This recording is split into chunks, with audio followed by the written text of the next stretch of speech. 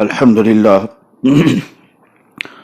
لله نحمده ونستعينه ونستغفره ونؤمن به ونتوكل عليه ونعوذ بالله من شرور أنفسنا ومن سيئات أعمالنا من يهده الله فلا مضل له ومن يضلله فلا هادي له ونشهد أن لا إله إلا الله وحده لا شريك له ونشهد أن لا إله إلا الله وحده لا شريك له ونشهد أن سيدنا وحبيبنا ومولانا محمدا عبده ورسوله أرسله إلى الناس كافة بالحق بشيرا ونظيرا وآتاه جوامع الكلم ومنابع الحكم ووعده مقاما محمودا وجعله سراجا منيرا صلى الله تعالى عليه وعلى آله وأصحابه وأزواجه وذرياته وبارك وسلم تسليما كثيرا كثيرا أما بعد فقد قال الله عز وجل في كتابه العظيم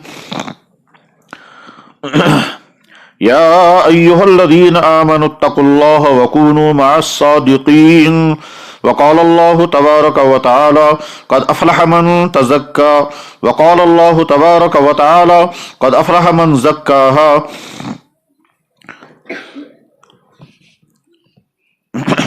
وقال النبي صلى الله عليه وسلم حينما سئل ما تزكية المرء نفسه يا رسول الله فقال أن تعلم أن الله معك حيث يراك أن تعلم أن الله يراك حيث كنت أو كما قال عليه الصلوات والتسليم صدق الله مولانا العظيم وصدق رسوله النبي الكريم ونحن على ذلك لمن الشاهدين والشاكرين والحمد لله رب العالمين یا رب صل وسلم دائما ابدا على حبیبک خیر الخلق کلہم۔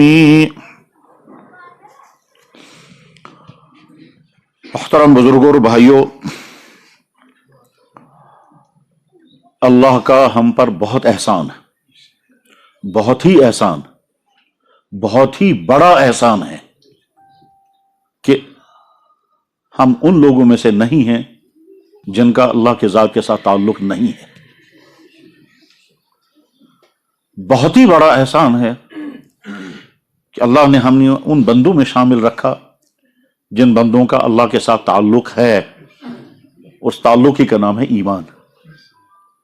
ہم ان میں سے نہیں ہیں جو اللہ کی زمین پر رہ کر اللہ کی نعمتیں استعمال کر کے اللہ کا دیا ہوا جسم ہر کام میں استعمال کر کے پھر یہ کہیں کہ اللہ نہیں ہے، یا زبان کے حد تک کہتے ہوں کہ اللہ ہے مگر اس کے بعد جیسا ان کا اللہ کے ساتھ تعلق ہونا چاہیے ویسا نہیں ہے۔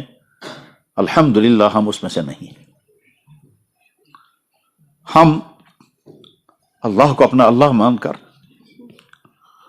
اللہ کے نبی کو اپنا نبی مان کر اور اپنے آپ کو اللہ کا بندہ سمجھ کر، اپنے آپ کو اللہ کے نبی کا امتی جان کر زندگی گزار رہے ہیں۔ اس زندگی میں ہزاروں کمیاں اور کوتاہیاں ہیں، مگر بہرحال ہم نے اللہ کے علاوہ کسی اور کو اپنا اللہ نہیں مانا اور اللہ کے نبی کے علاوہ کسی اور کو اپنا نبی نہیں مانا۔ بلا شبہ آنکھوں سے بھی غلطیاں ہوئی ہیں، ہو رہی ہیں، زبان سے بھی غلطیاں ہوتی ہیں، ہوئی بھی ہوں گی، ہو بھی رہی ہیں، آئندہ بھی خطرہ ہے کہ ہوتا رہے گا۔ جسم کے ہر حصے سے اللہ کے حکم کو توڑنے کا جرم ہم سے ہوتا ہوگا، مگر اس کے بعد بھی یہ حقیقت ہے کہ ہم نے اپنی پیشانی اللہ کے علاوہ کسی اور کے سامنے نہیں جھکا،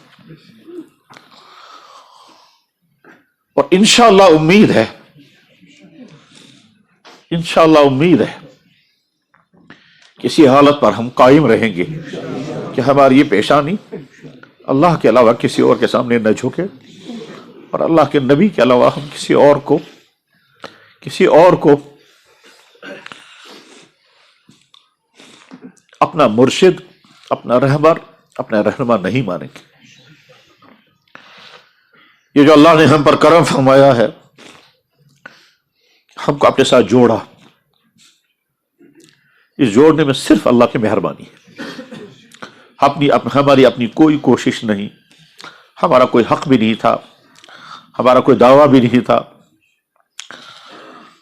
اگر اللہ نہ چاہتے تو جیسے دنیا کے بے شمار اللہ ہی کے بندے جو اللہ ہی کی زمین پر رہ کر اللہ ہی کی نعمت استعمال کر کے ہم سے زیادہ صلاحیتوں والے ہیں، مگر ان کا اپنے اللہ سے تعلق نہیں ہے، اور اس میں بے شمار وہ بھی ہیں جن کو یہ احساس بھی نہیں ہے کہ ہم اس دنیا کے سب سے بڑے جرم کا شکار ہیں۔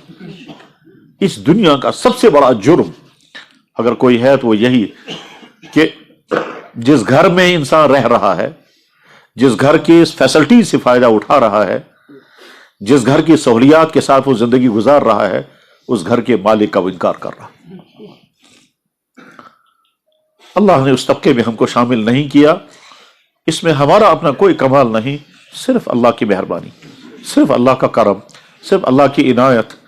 یمنون علیک ان اسلموا قل لا تمنوا علی اسلامکم بل اللہ یمن علیکم ان ہداکم للایمان۔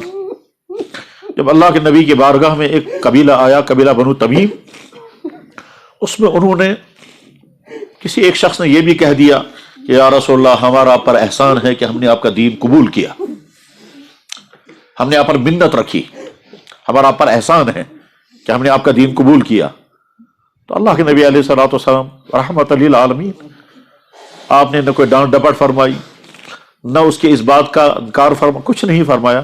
البتہ اللہ نے جواب میں جو آیتیں نازل فرمائی سورہ حجرات کی، اس میں یہ بھی فرمایا کہ ان میں سے کسی شخص نے آپ پر منت کا اظہار کیا ہے، یمنون علیک، اس نے احسان جتلایا، ان اسلموا، کہ انہوں نے اسلام قبول کیا، قل، آپ فرما دیجئے، لا تمنوا علیہ، تمہارا مجھ پر کوئی احسان نہیں، بل اللہ یمن علیکم ان ہداکم للایمان، اللہ کے تم پر منت ہے کہ تم کو ایمان کی دولت نصیب ہو گئی۔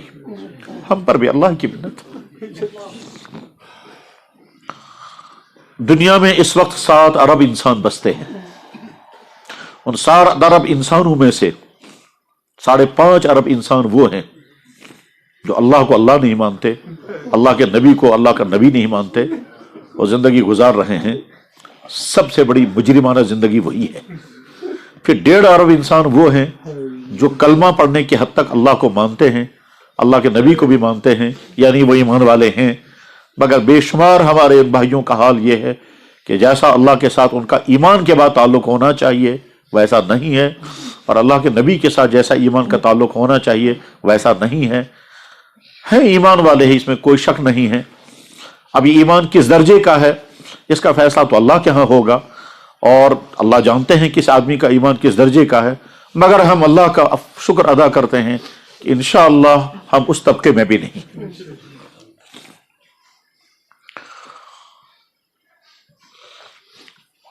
میرے بھائی، اللہ جل شانہ کے ساتھ تعلق کی درجات الگ الگ ہیں۔ وہ بھی ایک قسم کا تعلق ہے جس میں بندہ انکار کرتا ہے، اس کو بھی ایک درجے کا تعلق ہے، انکار کا ہی تعلق صحیح، اور وہ بھی ایک تعلق ہے کہ جس میں مان تو رہا ہے لیکن اس کے بعد پھر ماننے کے بعد جیسی زندگی ہونی چاہیے ویسی نہیں ہے۔ اور ایک تعلق وہ بھی ہوتا ہے کہ بندہ ہر وقت محسوس کرتا ہے کہ میں اللہ کی نگاہوں کے سامنے ہوں، اللہ مجھے دیکھ رہے ہیں۔ ہم نے اپنے بے شمار بزرگوں کے جو حالات پڑھے اور سنے، ان میں ہمارے بزرگ حضرت اقدس حضرت مولانا مسیح اللہ خان صاحب نور اللہ مرکزہ وبرد اللہ مضجعہ، ان کی طویل زمانے تک حالت یہ تھی کہ وہ صرف 2 زانوں بیٹھتے تھے، وہ کبھی پاؤں پھیلاتے نہیں تھے۔ اتنا اللہ کا استحضار کہ اللہ کے سامنے ہر وقت ہوں تو میں پاؤں کیسے پھیلاؤں گا۔ 4 گھنٹے کی مجلس میں وہ 2 زانوں بیٹھتے تھے، اور بالکل نحیف جسم، کمزور حالت، کھانا پینا بہت چند دکھ میں، لیکن 2 زانوں بیٹھتے تھے اور 2 زانوں ہی کی حالت میں رہتے تھے۔ بلکہ بہت سارے قوم کا کہنا ہے کہ ہم نے تو دیکھا ہی نہیں حضرت کو کسی اور حالت میں بیٹھتے ہوئے. اس درجے اللہ کا استحضار. ایک تعلق وہ بھی ہے. اللہ نے جب ہم پر یہ احسان فرمایا ہے کہ اپنے ذات عالی کے ساتھ ہمارا تعلق قائم ہوا، اس تعلق کا تقاضا یہ ہے کہ ایک طرف سے ہمارے دل میں سب سے زیادہ محبت ہونی چاہیے اللہ کے ذات کی. والذین آمنوا اشد حبا للہ. ایمان والوں کی ایک خاص صفت یہ ہے کہ ان کو سب سے زیادہ محبت اللہ سے ہوتی ہے. یہ اللہ خود فرما رہے ہیں. اور اللہ کے نبی علیہ الصلوۃ والسلام کا مبارک ارشاد ہے، بخاری شریف کی حدیث ہے، آپ نے فرمایا ثلاث من وجد فیہ یجد حلاوت الایمان. 3 باتیں جس آدمی کے اندر ہوں گی اس کو ایمان کا ذائقہ محسوس ہوگا، اس کو ایمان کی حلاوت آ جائے گی. حلاوت ہو سکتا ہے حلاوت حسی ہو، اور یہ بھی ہو سکتا ہے یقیناً حلاوت معنوی ہے. تو جس آدمی کے اندر 3 باتیں ہوں گی اس کو ایمان کا مزہ آئے گا، ایمان کی حلاوت آئے گی. ان 3 باتوں میں سے پہلی بات یہ ہے ان یحب اللہ ورسولہ اکثر مما سواہما، کہ اللہ اور اللہ کے نبی کی محبت اس کائنات کی ہر چیز سے زیادہ. تو اللہ بھی فرما رہے ہیں اور اللہ کے نبی بھی فرما رہے ہیں کہ ایمان والوں کی اہم ترین صفت یہ ہے کہ ان کا اپنے اللہ کے ساتھ بہت محبت ہوتی ہے. اور کیوں محبت نہیں ہوگی؟ جب بندہ اللہ کے احسانات کو سوچتا رہے گا تو ہر احسان بتاتا ہے اس اللہ کے ساتھ محبت کرو. جس اللہ نے تمہیں یہ سب کچھ عطا کیا، اور اس سب کچھ کو جب ہم جاننے کی کوشش کریں گے تو کبھی انتہا تک کو نہیں پہنچیں گے کہ اللہ نے ہم کو کیا کیا عطا کیا ہے. ہمیشہ یہ بات ذہن میں رہنی چاہیے، اللہ کی نعمتوں اور اللہ کے احسانات کو سوچنا، سمجھنا، غور کرنا، اور پھر اپنے اندر احسان شناسی کی کیفیت پیدا کرنا. اللہ نے مجھے یہ بھی عطا کیا، اگر یہ نہ ہوتا پھر کیا ہوتا؟ اللہ نے مجھے یہ چیز بھی عطا کی، اگر میرے پاس یہ نہ ہوتی پھر کیا ہوتا؟ اللہ نے تو ایک ایک نعمت کو سوچ سوچ کر کے پھر اللہ کے احسان کو اپنے دل میں بٹھا، پھر کہیں یا اللہ آپ نے تو مجھے یہ بھی عطا کیا، آپ نے مجھے یہ بھی عطا کیا، یہ سب آپ کے احسانات ہیں.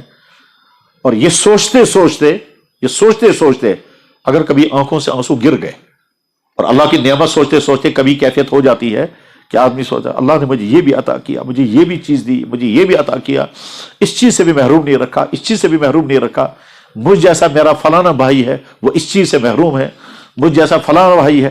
غرض یہ کہ نعمتوں کو کمپیئر کرنا، دوسروں کی نعمتوں کے ساتھ جوڑ کر پھر دیکھنا اللہ نے یہ ساری چیزیں مجھے عطا فرمائی، اور یہ سوچتے سوچتے اگر آنکھ سے آنسو گر گیا محبت کے جذبات کی بنیاد پر تو بہت بڑا انعام مل جائے گا. اور وہ بہت بڑا انعام کیا ہے؟ فرمایا جناب رسول اکرم صلی اللہ علیہ وسلم نے 7 فی ظل العرش، 7 آدمی قیامت کے دن عرش کے سائے کے نیچے ہوں گے. یوم لا ظل الا ظل عرشہ، جس دن عرش کے سائے کے علاوہ کوئی سایہ نہیں ہوگا. ان میں سے پہلا شخص ہے امام العادل، دوسرا شخص ہے شاب نشأ فی عبادت اللہ، اور تیسرا یا چوتھا شخص ہے کہ رجل ذکر اللہ خالیا ففاضت عیناہ، وہ انسان جسے تنہائی میں بیٹھ کر کے سوچا اللہ نے میرے ساتھ کیا کیا معاملہ کیا ہے. اس سوچتے سوچتے اسے خیال آیا دنیا میں اندھے بھی ہیں، مجھے اللہ نے اندھا تو نہیں بنایا، دنیا میں بہرے بھی ہیں، اللہ نے مجھے بہرا بھی نہیں بنایا، دنیا میں گونگے بھی ہیں، اللہ نے مجھے گونگا بھی نہیں بنایا، دنیا میں جسمانی طرح طرح کی کمیوں کے شکار لوگ ہوتے ہیں، اللہ نے ایسا بھی نہیں کیا. پھر دنیا میں ایمان سے محروم لوگ بھی ہیں، اللہ نے مجھے اس میں سے بھی نہیں رکھا. پھر دنیا میں ایمان والے بھی ہیں لیکن ہدایت سے دور ہیں، اللہ نے ایسا بھی نہیں کیا. پھر میں نے یہ گناہ کیا ہے، اللہ نے اس پر سزا بھی مجھے نہیں دی. پھر اپنے گناہوں کو یاد کر کے فلاں وقت میں فلاں جگہ میں نے یہ غلطی کی تھی، کسی کو نہیں معلوم، صرف مجھے اور میرے اللہ کو معلوم ہے. میرے ماں باپ کو بھی پتہ نہیں، میرے بیوی بچوں کو بھی معلوم نہیں، میرے دوست بھی نہیں جانتے ہیں میں نے وہ فلانی حرکت کی ہے، فلاں جگہ کی ہے. اللہ کو معلوم ہے لیکن اللہ نے اس راز کو بھی فاش نہیں کیا. یہ سوچتے سوچتے پھر اپنی غلطیاں یاد آئیں، کس جگہ، کس مقام پر، کون سے وقت میں، رات کے اندھیرے میں، دن میں، کسی گاڑی میں، باغ میں، کلاس میں، دکان پر، جنگل میں، کسی نالے میں، دیکھنے والا کوئی نہیں تھا، یا ہم 2 تھے، कब क्या क्या हुआ, किस किस तरह से गलती हुई, अल्लाह के इल्म में सब कुछ है। अल्लाह उस वक्त से आज तक उस पर मुझे पर्दा रखा है और सजा आज तक नहीं दी। अगर अल्लाह ताला मुझसे फरमाते मैंने तुझे कहा था अपनी आंख का ये गलत इस्तेमाल मत करना, मैं अपनी आंखों पर काबू नहीं रख सका और गलतियां पर गलतियां करता रहा, अगर अल्लाह ताला शान मुझे फरमाते ठीक है जब मेरी दी हुई आंख तो गलत इस्तेमाल करता है, मैं आंख की रोशनी वापस ले लेता हूं, तो मेरा क्या बना होता। ये सोचते सोचते, अल्लाह की नेमतों को सोच सोच कर और अपनी कोताहियों को सोच सोच कर अगर आंखों से आंसू गिर गए तो बस हो सकता है हमारा नाम उस तबके में आ जाएगा जो तबका क़यामत के दिन अर्श के साये के नीचे होगा। सबअतुन फी ज़िल्लिल अर्श यौम ला ज़िल्ला इल्ला ज़िल्लु अर्शिही, इमामुन आदिल व शाबुन नशा फी इबादतिल्लाह व रजुलुन ज़करल्लाह खालियन फफ़ाज़त ऐना, वो इंसान जिसने तन्हाई में अल्लाह को याद किया और अपनी कोताहियां याद की, अल्लाह के इनामात याद किए, अल्लाह ने किस तरह पर्दा रखा वो याद किया और उसके बाद फिर आंख में आंसू गिर गए तो और शुक्र के अल्फाज जुबान पर आ गए, तो हो सकता है हमारा नाम उसमें शामिल हो जाए। अल्लाह ने हमारा ताल्लुक उस दर्जे अपने साथ कायम फरमाया, ये भी अल्लाह का एहसान है। चाहे हमने इल्म दीन पढ़ा, चाहे बुजुर्गों के साथ ताल्लुक है, अगर हमारे चेहरे पर दाढ़ी है, अगर सर पर टोपी है, अगर नमाजों के साथ ताल्लुक है, अगर अब अपनी कमियों और कोताहियों का एहसास है, ये भी अल्लाह का बहुत बड़ा एहसान है। वरना वो भी इंसान दुनिया में है कि जिनको अपनी मुजरिमाना जिंदगी का भी एहसास नहीं। वो शख्स जो जुर्म की जिंदगी गुजार रहा हो और दिल में नदामत भी नहीं, या वो शख्स जो जुर्म की जिंदगी गुजार रहा है, चाहता है जुर्म को छोड़ दे लेकिन नहीं छोड़ पा रहा है और माहौल भी उसको मुयसर नहीं है जिस माहौल से वो अपने आप को निकाल पाए, तो अल्लाह ने उसमें भी हमको शामिल नहीं रखा। तो अल्लाह के साथ एक ताल्लुक होता है मोहब्बत का ताल्लुक, और इसलिए मोहब्बत का ताल्लुक कि जितने अल्लाह के एहसानात को हम सोचते रहेंगे उतने ही अल्लाह की मोहब्बत के जज्बात पैदा होते जाएंगे, और जितना सोचते रहेंगे उतनी मोहब्बत बढ़ती जाएगी। एक ताल्लुक तो ये, और दूसरा ताल्लुक होता है अल्लाह की खशियत का। जब बंदा ये सोचता है कि अल्लाह की पकड़ कैसे कैसे आती है, फिर वो कौमों के एतबार से, फिर अफराद के एतबार से कैसे अल्लाह ताला शानू किस तरह से पकड़ कर सकते हैं, और जब अल्लाह की पकड़ आती है फिर इंसान का क्या बनता है। उसमें नेक से नेक इंसान भी, कितना ही ऊंचे मकाम का इंसान क्यों ना हो, सिवाय अंबिया अलैहिस्सलाम के, अगर अल्लाह पकड़ करने पर आए, बल्कि आदमी सोचता रहे मैं नमाज पढ़ रहा हूं मगर अल्लाह ताला शानू अगर मुझसे फरमाए तेरी नमाज मेरे दरबार के काबिल नहीं है, तूने इस मेरे मुकर्रर किए हुए अमल को इतनी बर्बादी के साथ क्यों पढ़ा, इसी पर अगर पकड़ करने लगे तो इंसान अपने आमाल पर इनाम कहां पाएगा। इंसान तो अपने आमाल को पेश करता हुआ डरेगा। आपने जब सोचता है तो बहुत हैरान होता है। हज़रत इब्राहीम अलैहिस्सलाम की ज़ात अक़दस बहुत ऊंचे मकाम की ज़ात है, अंबिया अलैहिस्सलाम में बहुत ही ऊंचा मकाम है, बल्कि चंद खुसूसियात तो हज़रत इब्राहीम अलैहिस्सलाम की ऐसी हैं दूसरे किसी नबी में नहीं है। उनमें एक खुसूसियत यह है कि आपकी नस्ल में हजारों नबी पैदा हुए, सारे बनी साल अंबिया हज़रत इब्राहीम अलैहिस्सलाम की नस्ल से है। इब्राहीम अलैहिस्सलाम की शख्सियत वो है जिसको अल्लाह फरमा रहे हैं कि मैंने इसको बहुत मुश्किल इम्तिहान में डाला मगर ये 100% कामयाब हो गया। वह तला इब्राहीम रब्बु बिकलिमातिन फअतम्महुन्ना, ये 100% कामयाब है अपने इम्तिहानों में, मुश्किल इम्तिहान में। अल्लाह खुद फरमा रहे हैं मैंने मुश्किल इम्तिहान से लिए। ये इब्राहीम अलैहिस्सलाम क्या कहते हैं, या अल्लाह क़यामत के दिन मुझे रुस्वा मत करना, वला तुख़ज़िनी यौम, मुझे रुस्वा नहीं करना। जिस इब्राहीम को अल्लाह फरमा रहे हैं इज़ तला इब्राहीम रब्बु बिकलिमातिन फअतम्महुन्ना, जिसको खलीलुर रहमान करार दिया, जिसके लिए अल्लाह ने अपनी खुसूसी सिफत कुन का इजहार करके उनके लिए आग को ठंडा किया। फरिश्तों को भी इस्तेमाल नहीं किया, बारिश को इस्तेमाल नहीं किया, इंसानों को इस्तेमाल नहीं किया। दहकती हुई आग में इब्राहीम अलैहिस्सलाम को बचाना है तो अल्लाह ने मखलूकात में से किसी मखलूक को इस्तेमाल नहीं किया, सिर्फ लफ्ज़ कुन, अपनी ताकत कुन इस्तेमाल की। या नारु कुनी बरदन व सलामुन अला इब्राहीम, और इब्राहीम अलैहिस्सलाम सलामत रहे। इब्राहीम अलैहिस्सलाम की शख्सियत इतनी अजीम शान, खाने काबा की बुनियाद उन्हीं की बनाई हुई। इब्राहीम अलैहिस्सलाम की नस्ल से अल्लाह के नबी अलैहिस्सलाम, वही इब्राहीम अलैहिस्सलाम दुआ करते हुए कह रहे हैं वला तुख़ज़िनी यौम युबअसून, या अल्लाह जिस दिन आप मखलूकात को उठाएंगे उस दिन आप मुझे रुस्वा मत करें। उम्मत में अजीम तरीन शख्सियत है हजरत उमर इब्न खत्ताब रजी अल्लाह तआला अन्हु। सबको मालूम है कि उम्मत में सबसे ऊंचा मकाम हजरत साहबे किराम का। बाद की उम्मत के तमाम तबके, चाहे वो फुक़हा हो, मुहद्दिसीन हो, औलिया हो, मुतकल्लिमीन हो, मुफस्सिरीन हो, जो भी तबकात हैं, इन तमाम तबकात से बहुत ऊंचा मकाम होता है उस सहाबी का, जिस सहाबी को हम सहाबी को छोटा तो नहीं कहेंगे, जिस सहाबी ने बहुत कम वक्त अल्लाह के नबी के साथ गुजारा हो, चंद लम्हे। अगर किसी सहाबी ने चंद लम्हे अल्लाह के नबी अलैहि सलाम के साथ गुजारे हैं, इसका मकाम बाद की उम्मत के तमाम तबकात से ऊंचा है। इन तमाम सहाबे किराम में सबसे फिर ऊंचा मकाम किनका है? जवाब, उन तमाम सहाबे किराम का जिन्होंने मक्का मुकर्रमा के फतह में हुजूर के साथ शिरकत की। फिर इन मक्का मुकर्रमा के शुरका में से ज्यादा ऊंचा मकाम है उन सहाबा किराम का जो सुलह हुदैबिया में शरीक थे। फिर सुलह हुदैबिया में शरीक होने वालों में ज्यादा ऊंचा मकाम है उन सहाबा किराम का जो बद्र में शरीक थे, उनको असहाब बद्र कहते हैं। फिर असहाब बद्र, हजरत जिब्रील अलैहिस्सलाम ने अल्लाह के नबी अलैहिस्सलाम की खिदमत में अर्ज किया, या रसूल अल्लाह, बद्र के जो लोग आपके साथ शामिल थे उनका मकाम आपके यहाँ क्या है? तो अल्लाह के नबी अलैहिस्सलाम ने फरमाया तमाम सहाबा से ऊंचा उनका मकाम ऊंचा है। तो हजरत जिब्रील अलैहिस्सलाम ने अर्ज किया, फरिश्तों में भी जिन फरिश्तों ने बद्र में शिरकत की है उन तमाम फरिश्तों का मकाम दूसरे तमाम फरिश्तों से ऊंचा है। तो बदरीन, असहाब बदरीन, फख्र के साथ लोग कहते थे ये बदरी है। बल्कि अल्लाह के नबी ने फरमाया था कि अल्लाह ने बद्र वालों से कहा, तुम्हें जो मर्जी सो करो, इअमलू मा शिअ्तुम फक़द गफ़रतु लकुम, तुम्हें जो मर्जी सो करो, मैंने तुमको माफ कर दिया है। तो बदरीन का मकाम। फिर बदरीन में से भी ज्यादा ऊंचा मकाम है मुहाजिरीन का। फिर मुहाजिरीन में से भी ज्यादा ऊंचा मकाम है 10 अशरे मुबशरा का, और 10 अशरे मुबशरा में ज्यादा ऊंचा मकाम है खुलफाए राशिदीन का। और खुलफाए राशिदीन में से 2 बड़े हैं और 2 छोटे हैं।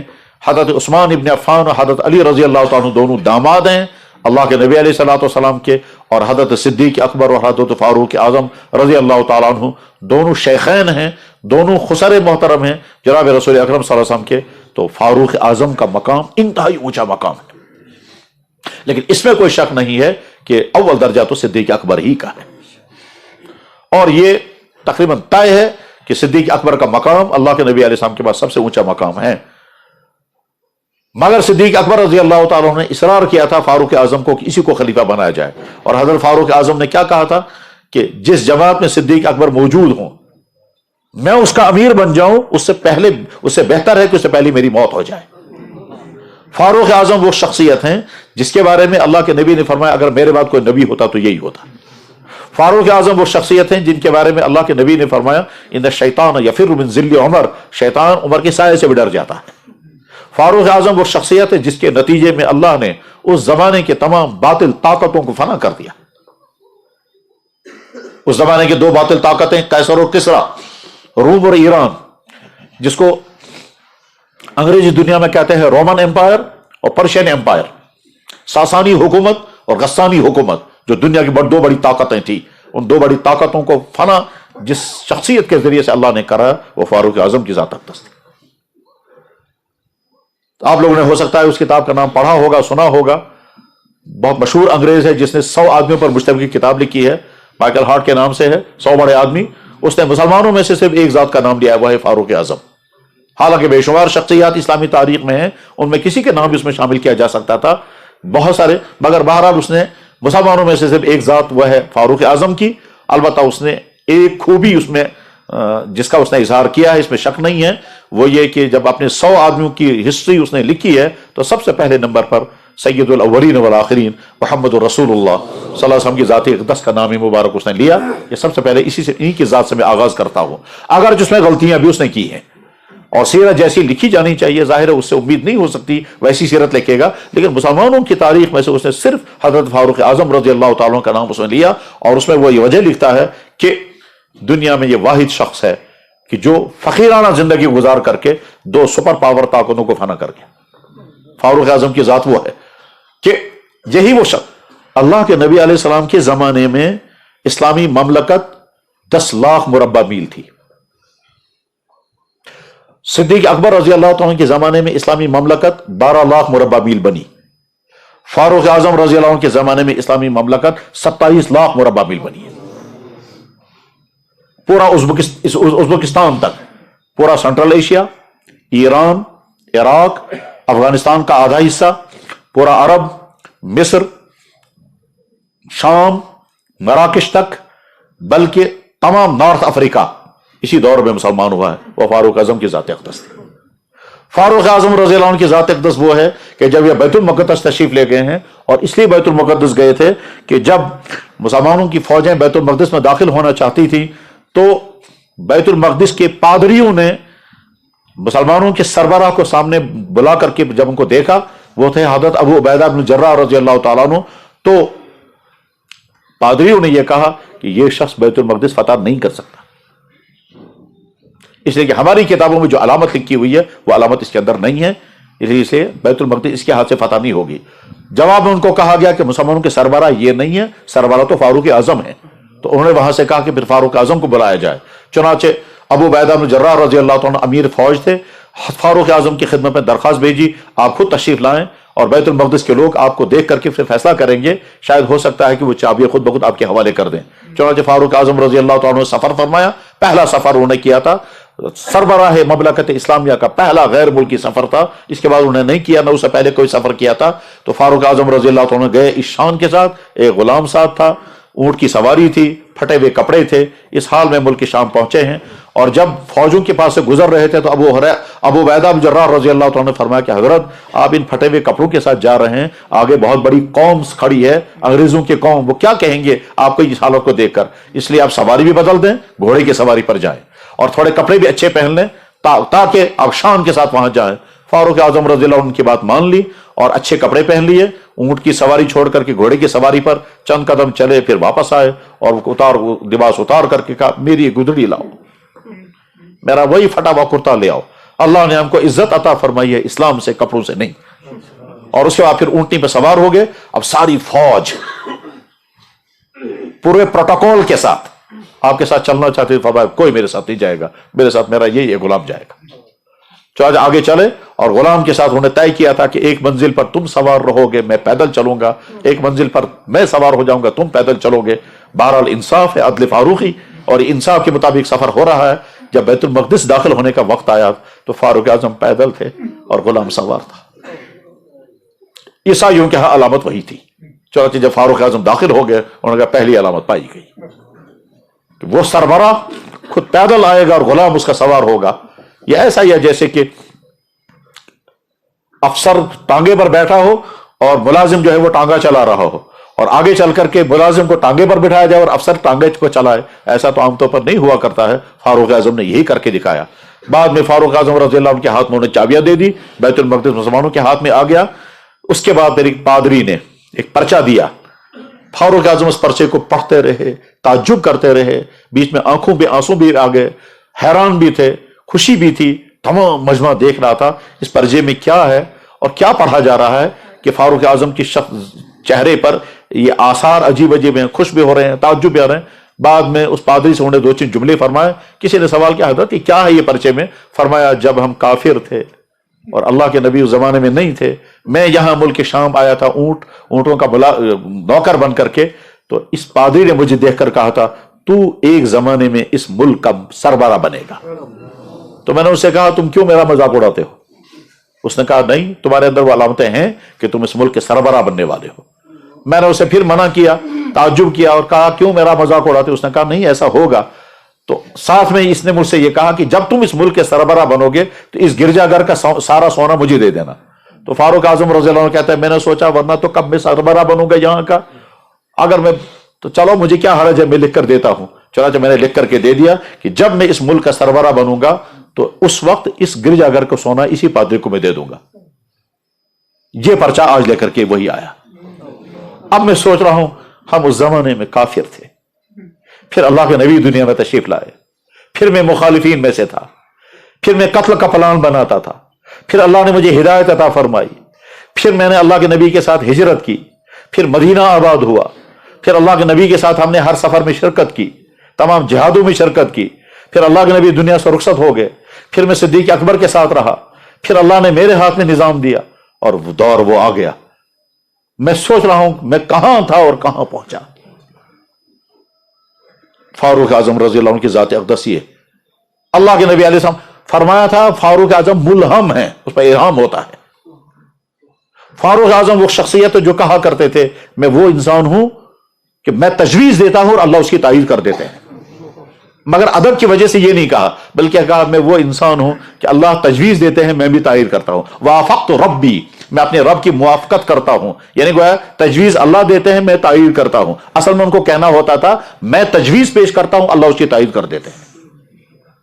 چنانچہ ہمارے دین میں کئی مسائل ایسے ہیں کہ وہ تجویز پیش کی یوں ہونا چاہیے، فاروق اعظم نے تجویز پیش کی، اللہ نے وہی آیت پیش دی۔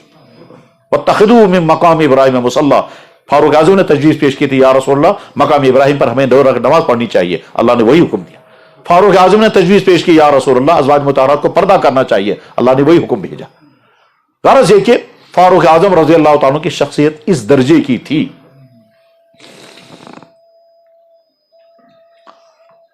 ایک مرتبہ اللہ کے نبی علیہ السلام احد پر کھڑے تھے، صدیق اکبر بھی ساتھ ہیں، فاروق اعظم رضی اللہ عنہ بھی ساتھ ہیں، احد پہاڑ خوشی میں جھومنے لگا تو اللہ کے نبی علیہ السلام نے اپنے پائے مبارک سے جھٹکا مار کر فرمایا احد کو رک جا، پھر فرمایا تیرے پر ایک نبی ہے، ایک صدیق ہے اور ایک شہید ہے، اور شہید تھے فاروق اعظم۔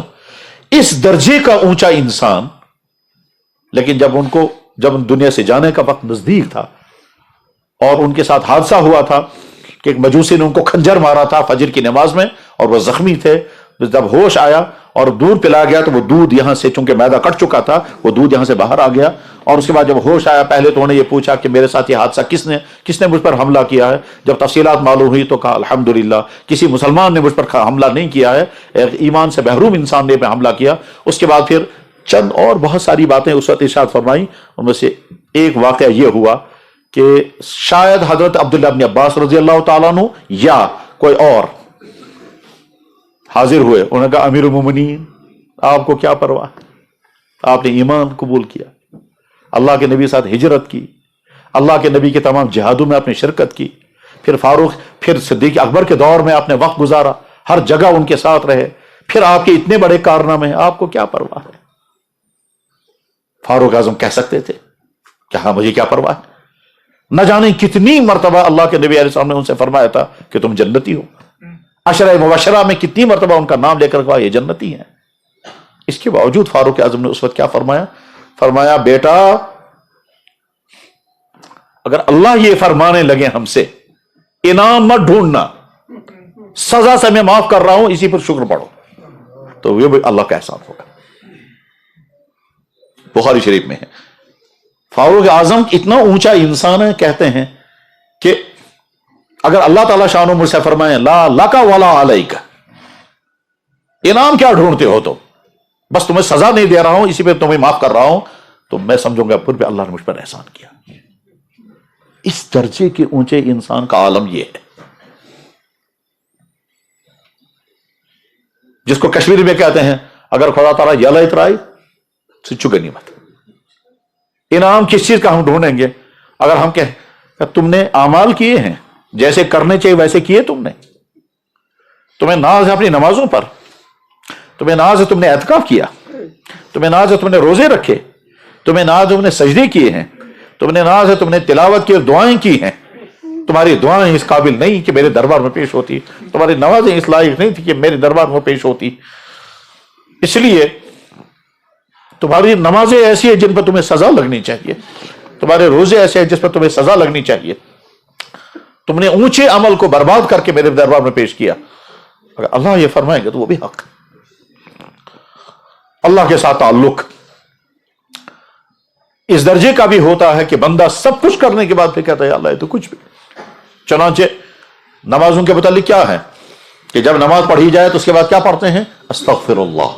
تو یہ استغفر اللہ کس چیز پر ہے؟ یا اللہ یہ نماز گناہ کا عمل تو نہیں، مگر جیسی یہ نماز ہونی چاہیے ویسی تو نہیں ہے، بلکہ قرآن کریم میں تو اللہ تعالیٰ شاہ اپنے نبی سے فرما رہے ہیں کئی مقامات پر آپ استغفار کریں۔ حضرت اقدس تھانوی رحمۃ اللہ رحمہ اللہ تعالیٰ نے لکھا کہ اللہ کے نبی کو جو استغفار کا حکم ہے وہ اس لیے تھوڑا ہی ہے کہ گویا نعوذ باللہ من ذالک خاک بدعون حضور سے کوئی گناہ ہوا ہے اس لیے اللہ فرما رہے استغفار کریں، نہیں، یہ معنی نہیں ہے، بلکہ معنی دراصل یہ ہے کہ اللہ کے نبی علیہ الصلوۃ والسلام کہ دل میں احساس پیدا ہوتا تھا مجھے جو کرنا چاہیے تھا میں کر نہ سکا، مجھے جیسا کرنا چاہتا کر نہ سکا، اس احساس کو ختم کرنے کے لیے اللہ فرمایا آپ استغفار کریں، آپ کا دل ہلکا ہو جائے گا۔ بلکہ وہ ایک مشہور حدیث ہے جس میں قیامت کا منظر بیان کیا گیا کہ جب قیامت قائم ہوگی اور اللہ تعالیٰ حساب نہیں لیں گے اور نہ جانے کتنا طویل زمانہ گزرے گا اور حساب اللہ نہیں لیں گے، تو بندے پریشان ہو کر کے پھر کوشش کریں گے اللہ کے بارگاہ میں کوئی سفارش ہو جائے۔ تو چنانچہ بہت بڑا وفد حضرت آدم علیہ السلام کے پاس جائے گا، یہ بخاری شریف میں حدیث ہے، آدم علیہ السلام کے پاس جائے گا، آپ چل کر اللہ کے بارگاہ میں سفارش کریں، حساب شروع ہو جائے۔ آدم علیہ السلام کہیں کہ میری ہمت نہیں ہے میں اللہ کے سامنے جا سکوں، البتہ تم نوح علیہ السلام کے پاس جاؤ۔ چنانچہ امت کا وہ طبقہ نوح علیہ السلام کی خدمت میں حاضر ہوگا، نوح علیہ السلام کہیں گے میری ہمت نہیں ہے میں اللہ کے بارگاہ میں حاضر ہو جاؤں۔ ہو سکتا ہے اللہ تعالیٰ فرمائیں گے کہ انہیں اپنے کافر بیٹے کے بارے میں سفارش کیوں کی تھی؟ تم اوروں کی سفارش لے کر آئے ہو تو پہلے اپنا حساب دو، کافر بیٹے کے بارے میں سفارش تم نے کیوں کی تھی؟ تو مجھے اپنا ہی ڈر ہے اس لیے میں تو نہیں سفارش کر سکوں گا، تم ابراہیم علیہ السلام کے پاس جاؤ، ابراہیم علیہ السلام بھی معذرت کریں گے میں بھی اللہ کے سامنے نہیں جا سکتا، وہ کہیں گے موسیٰ علیہ السلام کے پاس جاؤ، موسیٰ علیہ السلام بھی معذرت کریں گے، وہ فرمائیں گے پھر عیسیٰ علیہ السلام کے پاس جاؤ، وہ بھی معذرت کریں گے، اور آخر میں کہیں گے تو محمد رسول اللہ کی خدمت میں جاؤ۔ چنانچہ وہ تمام لوگ پہنچیں گے حضور کی خدمت میں اور عرض کریں گے یا رسول اللہ آپ چل کر بارگاہ خداوندی میں سفارش کر دیں۔ اس وقت اللہ کے نبی فرمائیں گے انا میں کر سکتا، اور وہ اس لیے کیونکہ اللہ تعالیٰ شان و فرمایا قد غفر اللہ لک ما تقدم من ذنبک وما تاخر، ہم آپ کو سب معاف کر چکے ہیں، اس لیے اللہ کے نبی ایسے میں ہمت کریں گے۔ تو اگر ہم نے اعمال کیے ہیں، ان اعمال پر یہ فخر نہیں ہونا چاہیے کہ ہم نے اعمال کیے اور ہم کچھ ہیں، حقیقت کچھ بھی نہیں، کچھ بھی نہیں۔ اگر ہم سے سجدہ اللہ نے کروایا یہ اسی اللہ نے کروایا، اگر ہم سے روزے اللہ نے رکھوائے اسی اللہ کا احسان ہے، اگر ہم نے کوئی دعا کی کبھی وہ بھی اسی اللہ کا احسان ہے، اگر ہم کو تلاوت کرنے کی توفیق ہوئی ہے وہ بھی اللہ کا احسان ہے، مگر ساتھ میں یہ بھی ڈر ہے، اور ڈر نہیں حقیقت یہ ہے جیسی یہ نماز ہونی چاہیے ویسی نہیں، جیسا روزہ ہونا چاہیے ویسی نہیں، جیسی تلاوت ہونی چاہیے ویسی نہیں، جیسی دعائیں ہونی چاہیے ویسی نہیں، اور اس لیے نہیں کیونکہ ہمارے ساتھ نفس لگا ہوا ہے، اور وہ نفس اپنے اندر خوبیاں بھی رکھتا ہے اپنے اندر خامیاں بھی رکھتا ہے، اور انسان اعمال ویسے تب کر پاتا ہے جب انسان کے نفس کا تزکیہ ہو چکا ہو، جب اس کی صفائی ہو گئی ہو، جب یہ گندگیاں اس کے اندر سے صاف ہو گئی ہوں، تب گندگیوں کی ایک لیول وہ ہوتی ہے کہ انسان جرم کر رہا اور آدمی کا احساس بھی نہیں ہے، اور ایک لیول وہ ہوتی ہے کہ انسان اعمال تو کر رہا ہے مگر یہ عمل ویسا نہیں ہے جیسا ہونا چاہیے، تو یہ بھی نفس کی خرابی ہے۔ اسی لیے ارباب سلوک جو بزرگوں کی دنیا ہے، اسی لیے وہ امراض قلبیہ، اخلاق رذیلہ، خرابیوں کی نشاندہی کرتے ہیں کہ انسان کے اندر یہ خرابیاں ہوتی ہیں، ان خرابیوں کی وجہ سے ایمان والا ہونے کے باوجود ویسا نہیں بن پاتا جیسا اسے ہونا چاہیے، بلکہ کبھی کبھی دین کے اونچے درجے کا کام کرنے والا بھی نفس کی خرابیوں کی وجہ سے وہ جرم کرتا رہتا ہے جس جرم کا اسے احساس ہی نہیں ہوتا، حالانکہ وہ دوسری طرف سے دین کا بڑا کام کر رہا ہوتا ہے۔ قاری صاحب قرات فرما رہے ہیں اور اللہ نے آواز بھی دی ہے، لہجہ بھی عمدہ ہے، اور اللہ نے پڑھنے کا سلیقہ بھی عطا فرمایا، لیکن دل میں بار بار خیال آ رہا ہے کیا کہ لوگ میری قرات پر میری تعریف کریں گے، اور یہ سوچ کر کے اس کا دل پھول رہا ہے تو یہ ریاکاری میں مبتلا ہے۔ زبان سے تلاوت ہو رہی ہے، قلب میں ریا ہے، بیان کرنے والا بیان کر رہا ہے، اور اللہ اچھی باتیں کہلوا رہے ہیں، سننے والوں کو نفع ہو رہا ہے، لیکن اس کے دل میں خیال آ رہا ہے کہ سننے والے تعریف کریں گے، کتنا اچھا بیان اس نے کیا، کتنی مؤثر تقریر کی، اور یہ بار بار خیال آ رہا ہے، اور اس خیال کی بنا پر وہ چاہتا ہے اور اچھی باتیں کہوں اور اچھے انداز میں کہوں، اور اس لیے تاکہ لوگ میری زیادہ تعریف کریں گے۔ ہو سکتا ہے اللہ تعالیٰ شان و قیامت کے دن فرمائیں گے تو میرا دین بولتا تھا مگر تیرے دل میں ریا تھا اور تو سزا کا مستحق ہے، اور ہو سکتا ہے اس کو سزا لگ جائے قیامت کے دن۔ حدیث مشہور ہے قیامت کے دن سب سے پہلے جہنم میں 3 آدمی جائیں گے، بلکہ ہو سکتا ہے کبھی ہم دعا کر رہے ہو اور دعا کرتے کرتے اللہ معاف فرما دے، وہ دعا کرتے کرتے کبھی خیال آ گیا کہ میں ایسی اچھی طرح سے دعا کروں گا کہ سننے والے کا دل نرم ہو جائے اور ان کی آنکھوں سے آنسو گر جائے اور بعد میں یہ تعریف کرنے لگے اتنی اچھی دعا کوئی نہیں کرا تھا. تو یہ جو دعا ہو رہی ہے اس میں بھی ریا آ گیا. بھائی بہت مشکل ہے، آسان نہیں ہے. قرات کرتے ہوئے، نعت پڑھتے ہوئے، واز کرتے ہوئے، حتیٰ کہ ذکر کرتے ہوئے بھی ریاکاری کے حملے ہو سکتے ہیں. انما الاعمال بالنیات سب سے پہلے امام بخاری نے نقل فرمائی، وہ ویسے ہی نہیں ہے، اس کے پیچھے بہت بڑی حقیقت ہے. وہ یہ کہ ریا نکل جائے اور اخلاص کامل آ جائے. یہ آسان نہیں. امام غزالی نے لکھا ہے کہ 10 سال کے ذکر اذکار کے باوجود جب آپ کو یقین ہوتا ہے کہ ریا ختم ہو چکا ہے، لیکن چنگاری اب بھی اندر موجود ہوتی ہے اور کبھی وہ ظاہر ہو جاتی ہے. چنانچہ اگر کبھی کوئی بیان کر رہا ہو اور بیان کرنے کے بعد پھر کسی سے پوچھے گا کیسا بیان تھا، تو اس کا تو ریا ہے، کیونکہ وہ انتظار میں ہے میری تعریف آ جائے. کوئی بھی دین کا کام کرتے ہوئے انتظار میں رہے آدمی کہ کوئی لوگ میری تعریف کریں گے، میں اپریشیٹ کریں گے، چاہے وہ دین کا کوئی، چاہے وہ تبلیغ والا ہو، چاہے وہ بیان والا ہو، چاہے وہ تصنیف کرنے والا مصنف ہو، چاہے وہ نعت شاعری کرنے والا ہو، کوئی بھی دین کا کام کرنے والا اگر وہ انتظار میں ہے کہ لوگ میری تعریف کریں گے، تو خطرہ اس بات کا ہے کہ یہ انتظار جو ہے یہ اصل میں ریا کا نتیجہ ہے. اللہ معاف فرمائے، اللہ معاف فرمائے. حضرت تھانوی نے لکھا کہ امراض روحانیہ کا پکڑنا سب سے مشکل کام ہے. ہم مجلس میں آئے، لوگوں نے کہا آگے آ جائیے، ہمارے دل میں خیال ہے ان کو کہنا چاہیے تھا، جس کا تو ہمارے اندر کبر ہے، ہم اپنے آپ کو مستحق سمجھتے ہیں اس کا. اور کبھی تو ایسا ہوگا کہ ہم پیچھے بیٹھیں گے، اور پیچھے بیٹھیں گے اس انتظار میں کہ لوگ کہیں گے جناب آپ پیچھے کیوں بیٹھے، آپ آگے آ جائیں. بس اس انتظار میں تھے ہم، لوگ آ جائیں، اس کا مطلب ہمارے اندر کبر ہے. بلکہ یہ بھی ہو سکتا ہے کبھی کبھی ہم کہیں گے ناب کار بند بکاٹ لائق، بچوں کن تے لائق، اگلے والا کہے گا ہاں سشن کن تے لائق. اگر اگلے والے نے جملہ بات تم کسی بھی لائق نہیں ہو، تم واقعی نابکار انسان ہو. اگر چہرہ اتر گیا تو اس کا مطلب یہ سب دکھلاوا تھا. یہ جو زبان سے کہہ رہے تھے بچوں کن تے لائق گناہگار بند، یہ صرف دکھلاوا تھا، حقیقت یہ نہیں تھی. کبھی کبر آتا ہے تواضع کے روپ میں. تو بیماریاں پکڑنا آسان نہیں ہے. تصوف کی دنیا میں بیماریوں کی جب تفصیل بیان کرتے ہیں تو پہلی بیماری ہے غفلت، کہ اب بندے کو احساس ہی نہیں کہ میں اللہ کے زمین پر اللہ کی نعمتیں استعمال کر کے اللہ اس کی باغیانہ زندگی گزار رہا ہوں. جب یہ غفلت ٹوٹ جاتی ہے پھر آدمی عبادت پر کھڑا ہوتا ہے، پھر اخلاص کا مسئلہ آتا ہے کہ ریاکاری تو نہیں آ رہی ہے. اب ریاکاری سے جو ہی نکل جائے گا اس کے بعد پھر اگلا مرحلہ آتا ہے، اب عجب آتا ہے کہ صاحب میں تہجد بھی پڑھ رہا ہوں، میں تلاوت بھی کر رہا ہوں، میں ذکر اذکار بھی کر رہا ہوں، میں خانقاہ کے مجلس میں شرکت بھی کر رہا ہوں، میں یہ کام بھی کر رہا ہوں، اور خیال آ رہا ہے میں کر رہا ہوں، تو عجب آ گیا. تو پہلے مرحلے پر تھی خرابی غفلت، دوسرے مرحلے پر آئی خرابی ریا، تیسرے مرحلے پر آئی خرابی عجب. غرض یہ کہ یہ بیماری قرآن کریم میں اللہ تعالیٰ فرماتے ہیں تم تب تک کامیاب ہو جاؤ گے تب ان تمام بیماریوں سے اپنے آپ کو صاف کرو گے. یہ صاف کیسے ہو جائیں گی؟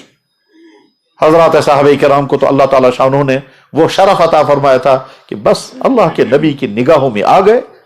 ایک نگاہ روئے انور پر پڑی اور ایک نگاہ ذات اقدس کی اس صحابی پر پڑی. ایمان کی حالت میں تو ساری خرابیاں صاف، وہ تو بالکل مزکا اور منور ہو گئے. ان کو نہ کسی ذکر اذکار کی ضرورت، ان کو نہ کسی مجاہدی کی ضرورت، اس کو نہ کسی کے بیعت کی ضرورت، کچھ نہیں. بس وہ تو صحبت نبوت، زیارت اقدس، ایک نگاہ ادھر سے پڑی ایک نگاہ ادھر سے گئی بس. بلکہ اتنا ہی نہیں، اس سے بھی کم اگر ایک صحابی کی نگاہ حضور پر پڑی اور حضور کو نہیں پتا چلا یہ مسلمان تھا اس نے مجھے دیکھ لیا، یہ آدمی بھی صحابی بن جاتا ہے. اور اگر کسی انسان نے حضور کو دیکھا ہی نہیں مگر ایمان کی حالت میں حضور کی نگاہ اس پر پڑ گئی، وہ بھی صحابی بن جاتا ہے. تو صحابہ کو تو لیکن صحابہ کے بعد جیسے اسلامی علوم الگ الگ وضع ہوئے، علم حدیث الگ بنا، علم تفسیر الگ، علم تجوید الگ، علم قرات الگ، علم فقہ الگ، اسی طرح سے انسانوں کی روحانی تربیت کے لیے پورا ایک نظام اللہ نے کھڑا کرایا بزرگوں کے ذریعے. اور اسی کو کہتے ہیں تصوف، اسی کو حدیث میں کہتے ہیں احسان، اسی کو قرآن کریم میں کہتے ہیں تزکیہ، اور اسی کو بعد کی علوم میں اس کا نام رکھا گیا علم تصوف. علم الاحسان، علم سلوک، علم تصوف، علم تزکیہ، سب کل ایک ہی. जनाब रसूल अकरम सल्लल्लाहु अलैहि वसल्लम की मशहूर हदीस है, हदीस जिब्राइल। इस हदीस जिब्राइल में क्या कि अल्लाह के नबी अलैहि सलाम तशरीफ फरमा है, आखिर ज़माने का वाक़या है। अल्लाह के नबी अलैहि सलाम तशरीफ फरमा है, सहाबा किराम बैठे हुए हैं। इतने में एक शख्स दाखिल हुआ जिसको हदीस में बयान किया गया कि इस्तला अलैना रजुलन शदीदु बयाद सियाब शदीदु सवाद शार। हम बैठे हुए थे, मजलिस रसूल कायम थी, एक आदमी मस्जिद में आया, सफेद कपड़े पहने हुए, सिया उसके बाल थे। इस्तला अलैना, नमूदार हो गया एक शख्स, शदीदु बयाद सियाब, सफेद कपड़े थे, शदीदु सवाद शार, सिया बाल थे। मजलिस में गुजरते हुए वो हुजूर की खिदमत में आकर बैठा। वासनदा रुकबतई इला रुकबतई, अपने घुटने उसने हुजूर के घुटनों के साथ मिलाए। ववादा यदई अला फखिज़ई, अपने दोनों हाथ रान पर रखे, और रान पर रखकर साहबा ताज्जुब से देख रहे ये कौन शख्स है और इतनी बेतकल्लुफी के साथ हुजूर की खिदमत में आया, मगर इतना मुअद्दब होकर के बैठा। और उसके बाद उसने कहा या मोहम्मद अखबिरनी अनिल ईमान, या रसूल मुझे बताइए ईमान क्या है। आपने फरमाया अल ईमान अन तुमिन बिल्लाहि व मलाइकतिही इला आखिरी। उसने कहा सदक़ता, आपने सच कहा। हज़रत उमर इब्न खत्ताब कहते हैं मुझे बड़ा ताज्जुब हुआ कि ये सवाल भी कर रहा है और साथ में तस्दीक भी करता है। तस्दीक करना तो उस्ताद का काम है, तो अल्लाह के नबी अलैहि सलाम की तस्दीक कौन करेगा कि आपने सही कहा। उसने फिर अगला सवाल किया मल इस्लाम। आपने फरमाया अन तुकीम सला व तुती ज़का व तसुम रमज़ान व तहुज्जुल बैत इन इस्तताअत इलैहि सबीला। उसने कहा सदक़ता। उसने तीसरा सवाल किया मल एहसान, एहसान क्या है। तो आपने फरमाया अन तअबुदल्लाह कअन्नका तराह, तुम अल्लाह की इबादत इस तरह से करो जैसे अल्लाह को देख रहे हो, और अगर ये नहीं कर सकते तो तुम अल्लाह की इबादत इस तरह से करो कि तुम्हें यकीन हो कि अल्लाह तुम्हें देख रहा है। पहली कैफियत कैफियत मुशाहदा है, और दूसरी कैफियत कैफियत मुराकबा है।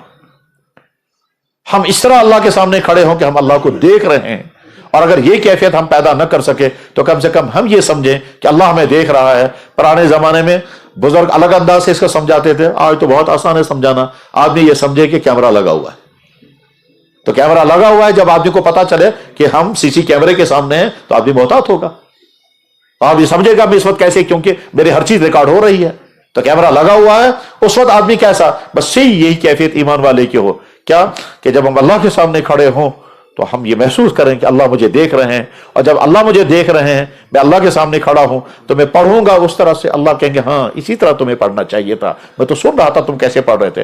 मेरे भाई जब हम इसको सामने रखेंगे फिर अपनी नमाजों को देखेंगे तो हमारी नमाजें इस काबिल नहीं है कि वह अल्लाह की बारगाह में पेश हो सके। क्यों, पढ़ते कुछ और हैं, खड़े कहीं और हैं, सोचते कहीं और हैं।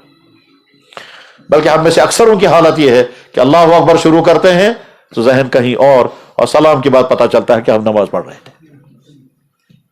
जुबान अपनी आदत के मुताबिक खुद ब खुद चलती रहती है। अलहम्दु के बाद फिर सोचे बगैर जबान किसी सूरत को पहुंच जाएगी, और कहीं नहीं तो कुल वाला शरीफ तो खुद ही शुरू हो जाता है, और कुल वाला शरीफ का जबान खुद ही, क्योंकि जबान को रूट मिला हुआ है, वो बेचारी जुबान अपने रूट पर वहीं चलने लगती है, और आखिर में गाड़ी जो है वो जाकर के स्टेशन पर पहुंच जाती है, अस्सलाम वालेकुम व रहमतुल्लाह, नमाज खत्म होगी।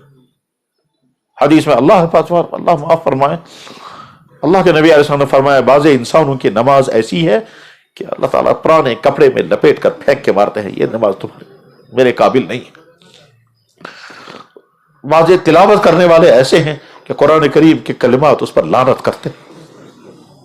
अल्लाह हमारी हिफाजत फरमाए कि हम ऐसी तिलावत करने वाले न हो, हम ऐसी नमाज पढ़ने वाले न हो। मेरे भाई, अल्लाह ने ये जो ईमान और दीन का ताल्लुक की नेमत और दौलत अता फरमाई है, अब हमारी जिम्मेदारी है कि हम वैसे ही ईमान वाले बन गए या नहीं। हम दावा करते हम अल्लाह के बंदे हैं, अल्लाह ताला अगर हमसे पूछेंगे जैसा बंदा होना चाहिए तू वैसा था, मेरे फैसलों पर कितनी मर्तबा तूने एतराज किए, तो हम कहां एतराज करते हैं। जवाब है सुबह से शाम तक न जाने कितनी मर्तबा। आज गुस्सा ये गुस्सा खुदा रूद गुस्सा आसुन, यानी गोया अल्लाह चाह, मैं जो चाहना चाहता हूं उस पर तुम्हें एतराज। वो एक बुजुर्ग थे और बुजुर्ग की मतलब बहुत ज्यादा बेकरार हो गए, रोने लगे, तो उनकी मुरीदी ने पूछा हजरत खैरियत है? कहने लगा भाई गुनाह हो गया। उन्होंने पूछा हजरत क्या हो गया? कहने लगा भाई गुनाह हो गया और नहीं मालूम अब क्या होगा, लेकिन गुनाह गलती हो गई है। किसी ने हिम्मत करके पूछा हजरत क्या नमाज छूट गई? फरमाया नहीं। क्या हजरत आंख से कोई गलती हो गई? फरमाया कि नहीं। हजरत कोई अल हराम लुकमा तनावुल फरमा लिया? फरमाया कि ये भी नहीं। हजरत फिर क्या गुनाह हो गया? कहने लगे क्या बताऊं क्या गुनाह हो गया, लेकिन अब नहीं मालूम है अल्लाह की पकड़ क्या आएगी मुझ पर। उन्होंने पूछा हजरत क्या गुनाह हो गया? कहने लगे भाई मैंने एक आदमी को देखा था, उसकी शक्ल بہت ہی وہ بدصورت قسم کا شکل تھا، تو میں نے اسے حقارت کے ساتھ دیکھو کیسی شکل ہے، تو رات میں مجھے الہام میں پوچھا گیا کہ میرے جس بندے کو تو نے دیکھا اس پر تو نے نفرت کی نظر ڈالی، یہ اس کا قصور ہے یا مجھ پر اعتراض کیا؟ وہ تو میں نے بنایا تھا۔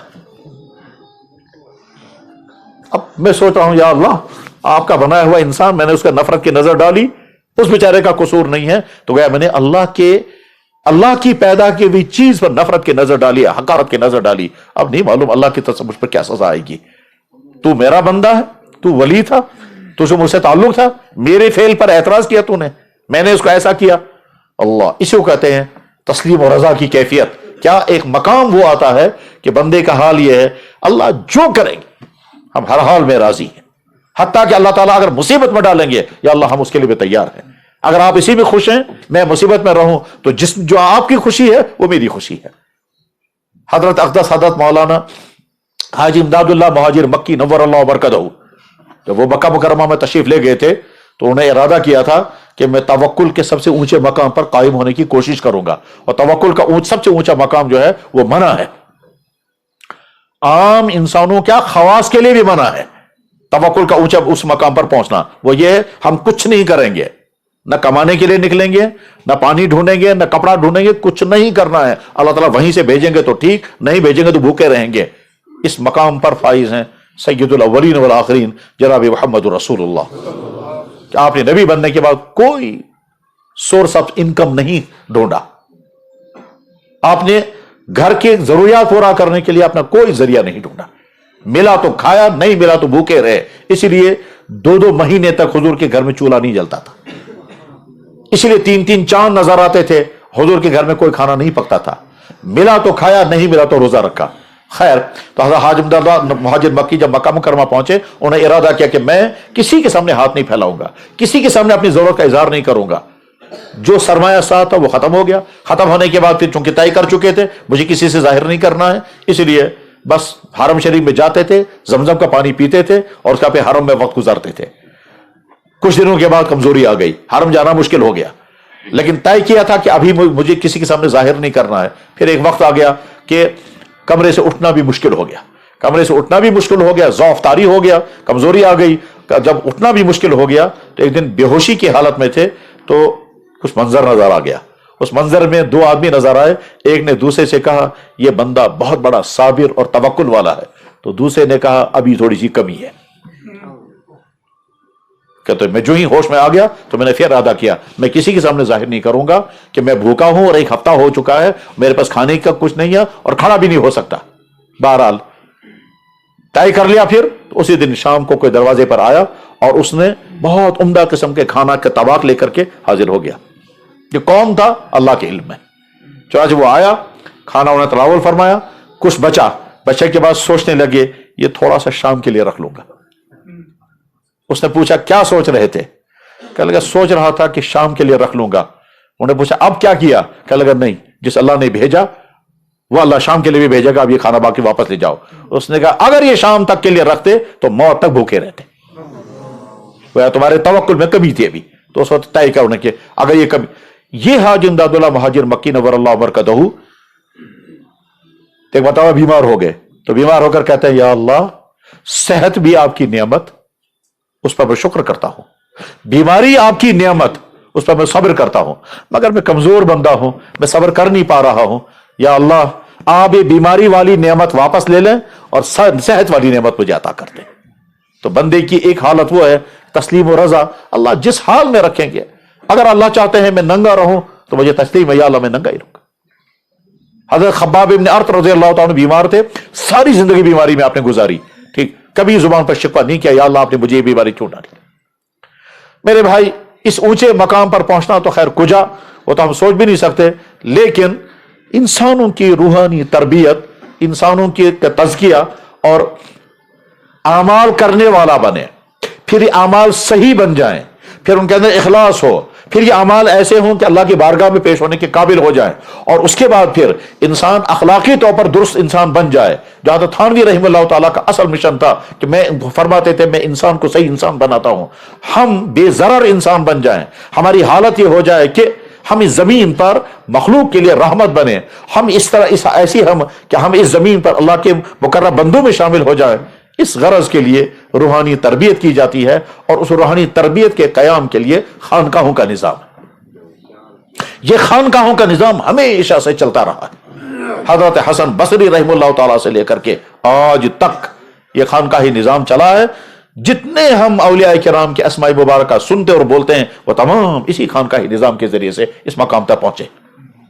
جیسے ہم محدثین میں نام لیتے ہیں امام بخاری، امام مسلم، میں نے حدیث پڑھی تھی ابھی تھوڑی دیر پہلے امام بیہقی کی، تو جیسے یہ محدثین کا نام، جیسے فقہاء کرام ہیں امام ابو حنیفہ، امام مالک، امام شافعی، امام احمد بن حنبل، امام سفیان ثوری، عبداللہ بن مبارک، اسحاق بن راوے، لیث بن سعد، جیسے یہ ائمہ اور فقہاء ہیں، اسی طرح سے جیسے مفسرین میں ابن جریر، ابن کثیر، امام بغوی، اسی طرح سے اولیاء کرام اصحاب تصوف میں ہیں حضرت خواجہ حسن بصری رحمہ اللہ تعالیٰ سے لے کر کے، اور اس کے بعد آج تک ہزاروں اولیاء کاملین ہیں، جن اولیاء کاملین کے ذریعے سے روحانی سلسلہ، روحانی تربیت کا نظام آج تک چلا رہا ہے۔ بر صغیر میں اسلام داخل ہوا حضرت خواجہ معین الدین اجمری رحمہ اللہ تعالیٰ کے ذریعے سے، پھر ان کا خانقاہی نظام آگے چلا، اسی خانقاہی نظام میں آگے خواجہ نظام الدین اولیاء رحمہ اللہ تعالیٰ، جن کے خانقاہ میں 10,000 آدمی ہوا کرتے تھے، اور صبح اور شام 10,000 وہاں۔ اس زمانے کے بادشاہ نے کہا ان کے پاس پیسہ کہاں سے آتا ہے، ہم دیکھیں گے کہاں سے پیسہ آتا ہے۔ غرض یہ کہ اسی خانقاہی نظام کے نتیجے میں سلسلہ آگے چلا۔ جب ہمارے بزرگوں کا دور آیا ہے، ہمارے بزرگوں میں حضرت مولانا رشید گنگوہی، حضرت مولانا قاسم نانوتوی رحمہ اللہ تعالیٰ، ان دو شخصیات سے دیوبند کا سلسلہ آگے چلا ہے۔ جیسے ان دو شخصیات سے علم کا سلسلہ آگے چلا ہے، حدیث کا سلسلہ آگے چلا ہے، فقہ کا سلسلہ آگے چلا ہے، اسی طرح سے تصوف اور ارشاد اور سلوک اور تربیت باطنی کا سلسلہ بھی آگے چلا ہے۔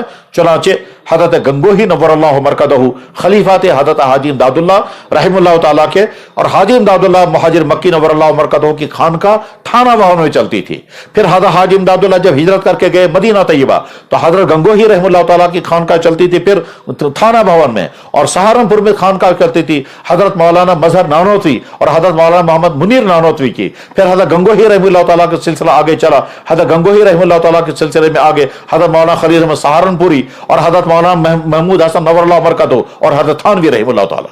حضرت تھانوی رحمہ اللہ تعالیٰ نے بیعت کی تھی حضرت حاجی امداد اللہ سے، اور پھر روحانی تربیت کی تکمیل فرمائی حضرت گنگوہی رحمہ اللہ تعالیٰ سے، اور حضرت گنگوہی رحمہ اللہ تعالیٰ سے تربیت پا کر پھر حضرت تھانوی رحمہ اللہ تعالیٰ کی خانقاہ چلتی تھی تھانہ بھون میں، اور اس زمانے کے تمام بڑی بڑی شخصیات اس خانقاہ میں حاضر ہوتے تھے، جن میں حضرت مولانا قاری محمد طیب صاحب، حضرت مولانا مفتی محمد شفیع صاحب، حضرت مولانا محمد عیسیٰ الہ آبادی، حضرت مولانا محمد حسن امرتسری، حضرت مولانا ادریس کاندلوی، حضرت مولانا مسیح اللہ خان صاحب، اس زمانے کے تمام اکابری۔ ان خانقاہوں میں پہنچ کر انسان کیا بنتا ہے، جب ان کے واقعات آدمی سنتا ہے تو حیران ہوتا ہے انسان کیا بنتا ہے۔ مجھے واقعہ یاد آیا حضرت مولانا محمد عیسیٰ رحمہ اللہ تعالیٰ کا، یہ الہ آباد کے رہنے والے تھے، حضرت تھانوی کے خلیفہ ہیں۔ انہوں نے اپنی بیوی سے کہا کہ دیکھو تمہارا مہر میرے ذمہ باقی ہے، میں مہر ادا کر نہیں سکا، اور مہر ادا نہ کر سکنے کے بعد تعلقات شریعت نے ناپسندیدہ ہیں، کراہت تو ضرور ہوگی، اس لیے مہر کے ادا نہ کرنے کا مجھے بہت افسوس ہے۔ بیوی نے کہا تو میں نے کب آپ سے مہر مانگا؟ انہوں نے کہا میں بغیر مہر کے رہنا نہیں چاہتا۔ بیوی نے کہا پھر دے دیجیے۔ انہوں نے کہا مگر میرے پاس ہے ہی نہیں۔ انہوں نے کہا جب ہے نہیں تو تذکرہ کیوں کرتے ہیں؟ کہنے لگا اسی کا حل ڈھونڈ رہا ہوں۔ تو عرض کیا یہ جو میرا مکان ہے یہ مہر میں آپ قبول کر لیجیے، تاکہ میں کہہ سکوں یا اللہ میری بیوی کا مہر میرے ذمہ باقی نہیں رہا۔ انہوں نے کہا بہت اچھا، آج تک میں رہتی تھی اپنے شوہر کے مکان میں، آج کے بعد میں رہوں گی اپنے مکان میں، آپ رہ رہے تھے اپنے مکان میں، آج کے بعد آپ رہیں گے بیوی کے مکان میں۔ انہوں نے کہا ٹھیک ہے صاحب، مہر ادا ہو گیا۔ مہر ادا ہونے کے بعد حضرت نے فرمایا دیکھو بیوی کا نفقہ اور بیوی کے رہائش کا انتظام شوہر کی ذمہ داری ہے، لہذا تمہارے رہائش کا انتظام کرنا میرا فرض ہے۔ تو انہوں نے کہا کریں انتظام پھر آپ۔ کہنے لگا میرے پاس پیسہ ہی نہیں، تو مکان تو تھا وہ دے دیا بیوی کو میں نے، اب اپنی بیوی کے رہائش کہاں کراؤں گا؟ انہوں نے کہا میں یہ مکان آپ سے کرائے پر لینا چاہتا ہوں، آپ یہ مکان مجھے کرائے پر دے دیں تاکہ میں اپنی بیوی کو اپنے مکان میں رہائش کرا سکوں۔ بیوی نے کہا بہت اچھا، کتنا کرایہ دیں گے؟ تو کہا میں زیادہ نہیں دے سکتا، اتنا ساری زندگی کرایہ ادا کرتے رہے اپنی بیوی کو اور اپنی بیوی کے مکان میں رہتے رہے۔ انسان سوچ بھی نہیں سکتا. یہ ہیں بندوں کے حقوق کی ادائیگی کا مزاج. یہ کہاں سے پیدا ہوا تھا؟ حضرت تھانوی رحمہ اللہ تعالیٰ. حضرت تھانوی رحمہ اللہ تعالیٰ نے ایک سفر فرمایا. جب ٹرین میں سوار ہو گئے، ٹرین میں سوار ہونے کا وقت آیا تو وہ ریلوے اسٹیشن پر وزن ویٹ کرا رہے تھے، سامان جو ساتھ تھا اس کا وزن کرا رہے تھے. وہ جو ٹی ٹی تھا وہ جانتا تھا. انہوں نے کہا حضرت وزن کرانے کی ضرورت نہیں، آپ سوار ہو جائے ایسے. فرمایا کیوں؟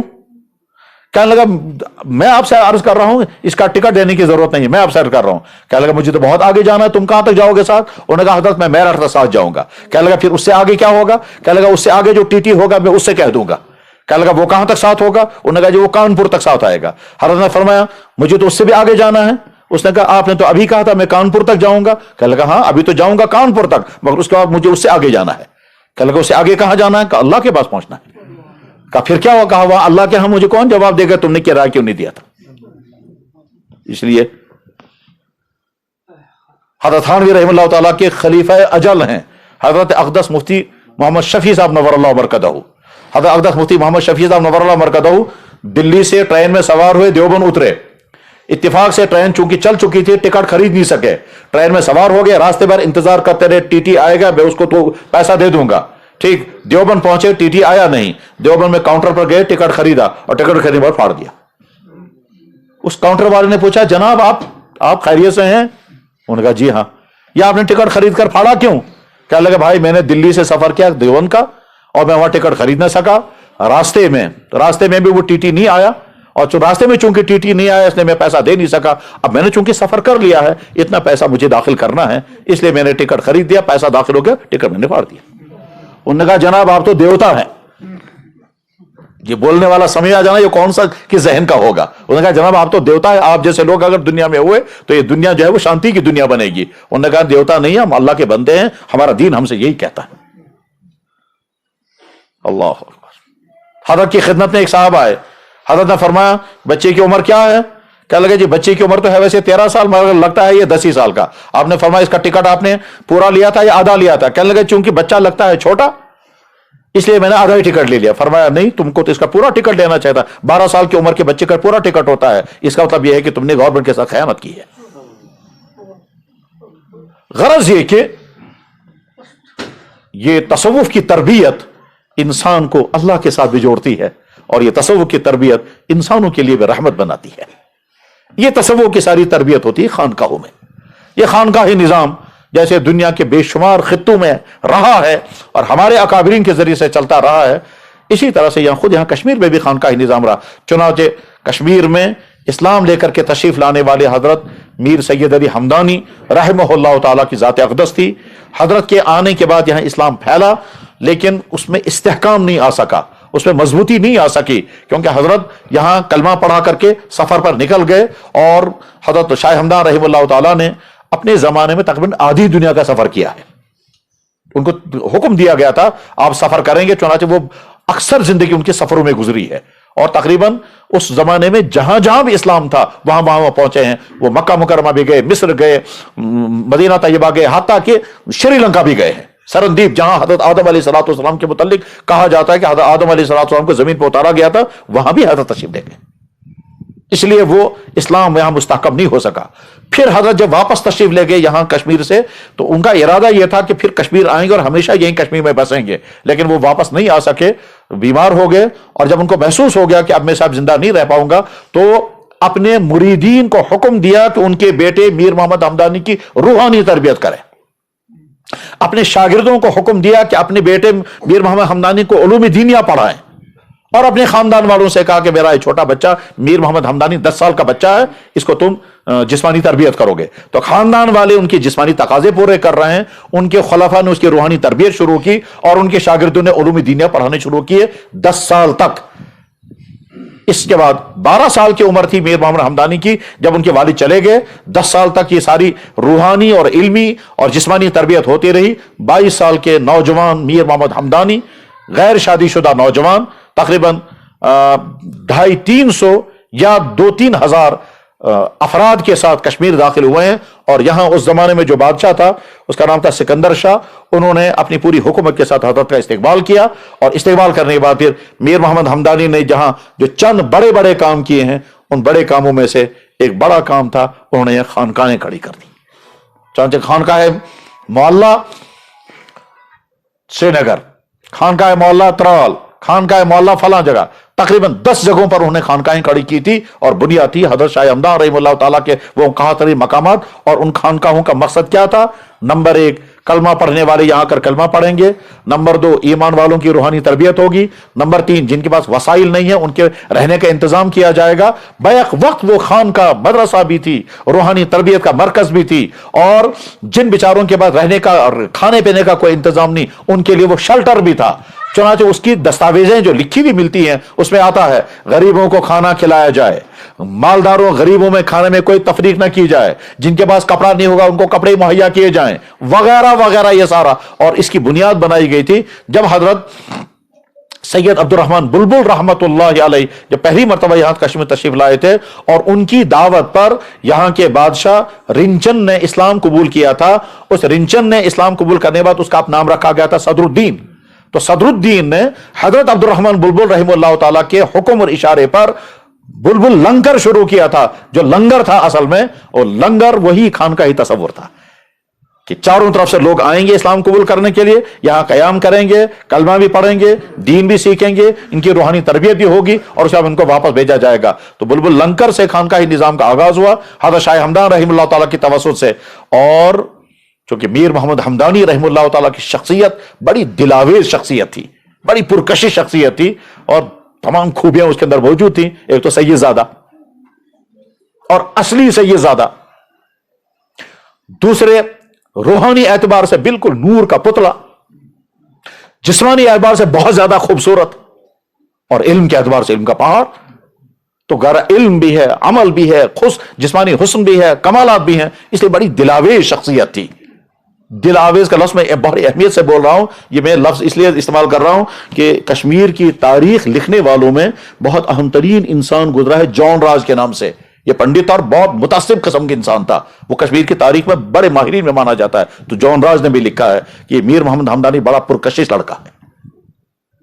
چنانچہ میر محمد ہمدانی رحمہ اللہ تعالیٰ کی شخصیت اور ان کی روحانی اثرات کا نتیجہ کیا نکلا؟ ایک عجیب نتیجہ یہ بھی نکلا تھا کہ اس زمانے میں یہاں ایک حکومت کے بڑے عہدے پر فائز شخص تھا، اس کو سہبڑ کہتے تھے. وہ بہت متعصب قسم کا غیر ایمان والا تھا، بہت متعصب قسم کا غیر ایمان والا تھا، اور وہ کوشش کر رہا تھا کس طرح سے اسلام یہاں سے اکھڑ جائے. تو میر محمد ہمدانی رحمہ اللہ تعالیٰ سے جب اس کی ملاقات ہوئی، اور میر محمد ہمدانی کی شخصیت، ان کی گفتگو اور ان کی صحبت کے نتیجے میں 3 یا 4 گھنٹے کے اندر وہ مسلمان ہو گیا. اور اس کا نام رکھا گیا تھا یا سیف الدین، اور یا اس کا نام رکھا گیا صدر الدین. دونوں نام آتے ہیں کتابوں میں. ڈاکٹر فاروق بخاری نے اس کا نام لکھا ہے صدر الدین، اور خواجہ محمد اعظم ددمری نے اس کا نام لکھا تھا سیف الدین. یہی سیف الدین ہے. بعد میں انہوں نے بڑا اصرار کیا کہ میں تو اسلام قبول کر چکا، میرے گھر والے بھی مسلمان ہو رہے ہیں، میری بیٹی بھی مسلمان ہوگی، اور تم غیر شادی شدہ ہو، تو میں نے تمہارا حکم مانا، میں نے اسلام قبول کیا، تم بھی میری درخواست قبول کر لو، میری بیٹی سے نکاح کر لو. تو میر محمد ہمدانی رحمہ اللہ تعالیٰ نے جامع مسجد سری نگر بنوائی، خانقاہ معلیٰ بنوائی، خانقاہ یہ جو ہے ملکہ کا قبرستان بنوایا، یہ جو ہے عیدگاہ بنوائی، اور چاروں طرف سے خانقاہیں کھڑی کی. اس کے بعد پھر خانقاہی نظام یہاں چلا ہے، جس میں نقشبندی سلسلہ بھی تھا، اویسی سلسلہ بھی تھا، شتاری غرض یہ کہ سلسلہ چلتا رہا ہے. تو غرض یہ کہ یہ خانقاہوں کا نظام ہماری تاریخ کا وہ روشن ترین نظام ہے، جس کے نتیجے میں ہزاروں وہ انسان جو کہاں سے کہاں پہنچے، اور وہ اللہ کے مقرب بندے بن گئے. ایک طرف سے سلسلہ حضرت خواجہ معین الدین اجمری رحمہ اللہ تعالیٰ کا وہ سلسلہ آج تک، دوسری طرف سے سلسلہ حضرت شیخ عبد القادر جیلانی سرتاج الاولیاء رحمہ اللہ تعالیٰ کا قادری سلسلہ آج تک چلا رہا ہے. تیسری طرف سے سلسلہ حضرت شیخ شہاب الدین سہروردی رحمہ اللہ تعالیٰ کا وہ سلسلہ چلا رہا ہے. غرض یہ کہ یہ سلسلے ہیں، اور ان سلسلوں کے نتیجے میں میں ایک مرتبہ مکہ مکرمہ میں حاضر تھا. اللہ تعالیٰ بار بار پہنچائے اور سب کو پہنچائے، اور قبولیت اور وہاں کے حاضر ہونے کے قابل بنائے. ارادہ یہ کیا کہ زیادہ سے زیادہ وقت حرم میں گزاریں گے. تو حسن اتفاق یہ کہ وہاں چند بزرگ بھی بیٹھے ہوئے تھے، وہ بھی صبح سے دوپہر تک تلاوت کرتے رہے، ہم بھی وہاں حاضر رہے. تو جب وہ بزرگ بیٹھے ہوئے تھے وہ تو تھک گئے، تو میں نے سوچا کہ ابھی بیچارے تھک گئے ہیں تو کیا کر سکتے ہیں. تو میں اٹھا اور ان کو ان کے بہت نسمک، وہ بیچارے بڑے خوش ہو گئے. بڑے خوش ہونے کے بعد پھر اب وہ پوچھنے لگے تم کہاں کے ہو؟ تو میں نے بتایا فلاں فلاں جگہ کے. کہنے لگے اللہ اکبر اللہ اکبر، تم اس خطے کے ہو جہاں کہ حضرت مجدد الفسانی تھے؟ میں نے کہا ہاں، اس کے نزدیک ہی سرہند۔ یہ ترکی کے تھے اور بڑے مشائخ میں سے تھے اور ہزاروں مریدین ان کے ساتھ تھے، تو ترکی کے بڑے مشائخ تھے۔ ان دونوں بزرگوں نے کہا کہ تمہارا بڑا احسان ہوگا، ہمارا سلام خواجہ حضرت مجدد الفسانی رحمہ اللہ تعالیٰ کی قبر پر ہمارا سلام پیش کر دینا، کیونکہ ہمارے پاس جو سلسلہ ہے وہ سلسلہ مجددیہ ہے۔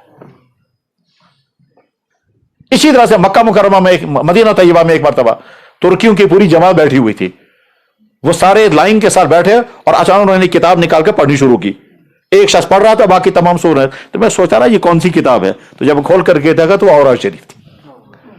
اب جب وہ پڑھ کر فارغ ہو گیا، میں نے کہا من این ھذا؟ قال ھذا من شیخ علی الحمدانی۔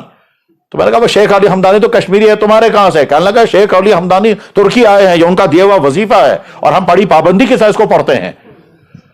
مجھے ہمیشہ ایک سوال رہتا تھا ذہن میں کہ اس اوراد میں ایک جملہ آتا ہے، اس میں کمی کیوں ہے یہ، اور کمی ہے بھی یا نہیں ہے؟ وہ یہ کہ جب ہم پڑھتے ہیں رضینا باللہ تعالی ربا وبالاسلام دینا وبمحمد صلی اللہ علیہ وسلم نبی و رسولا وبالقرآن اماما وبالکعبۃ قبلۃ وبالصلاۃ فریضہ، تو یہاں کام تو پڑھتے وبالصلاۃ فریضہ وبالمؤمنین اخوانا، تو میں سوچتا تھا نمازی فریضہ کہاں ہے؟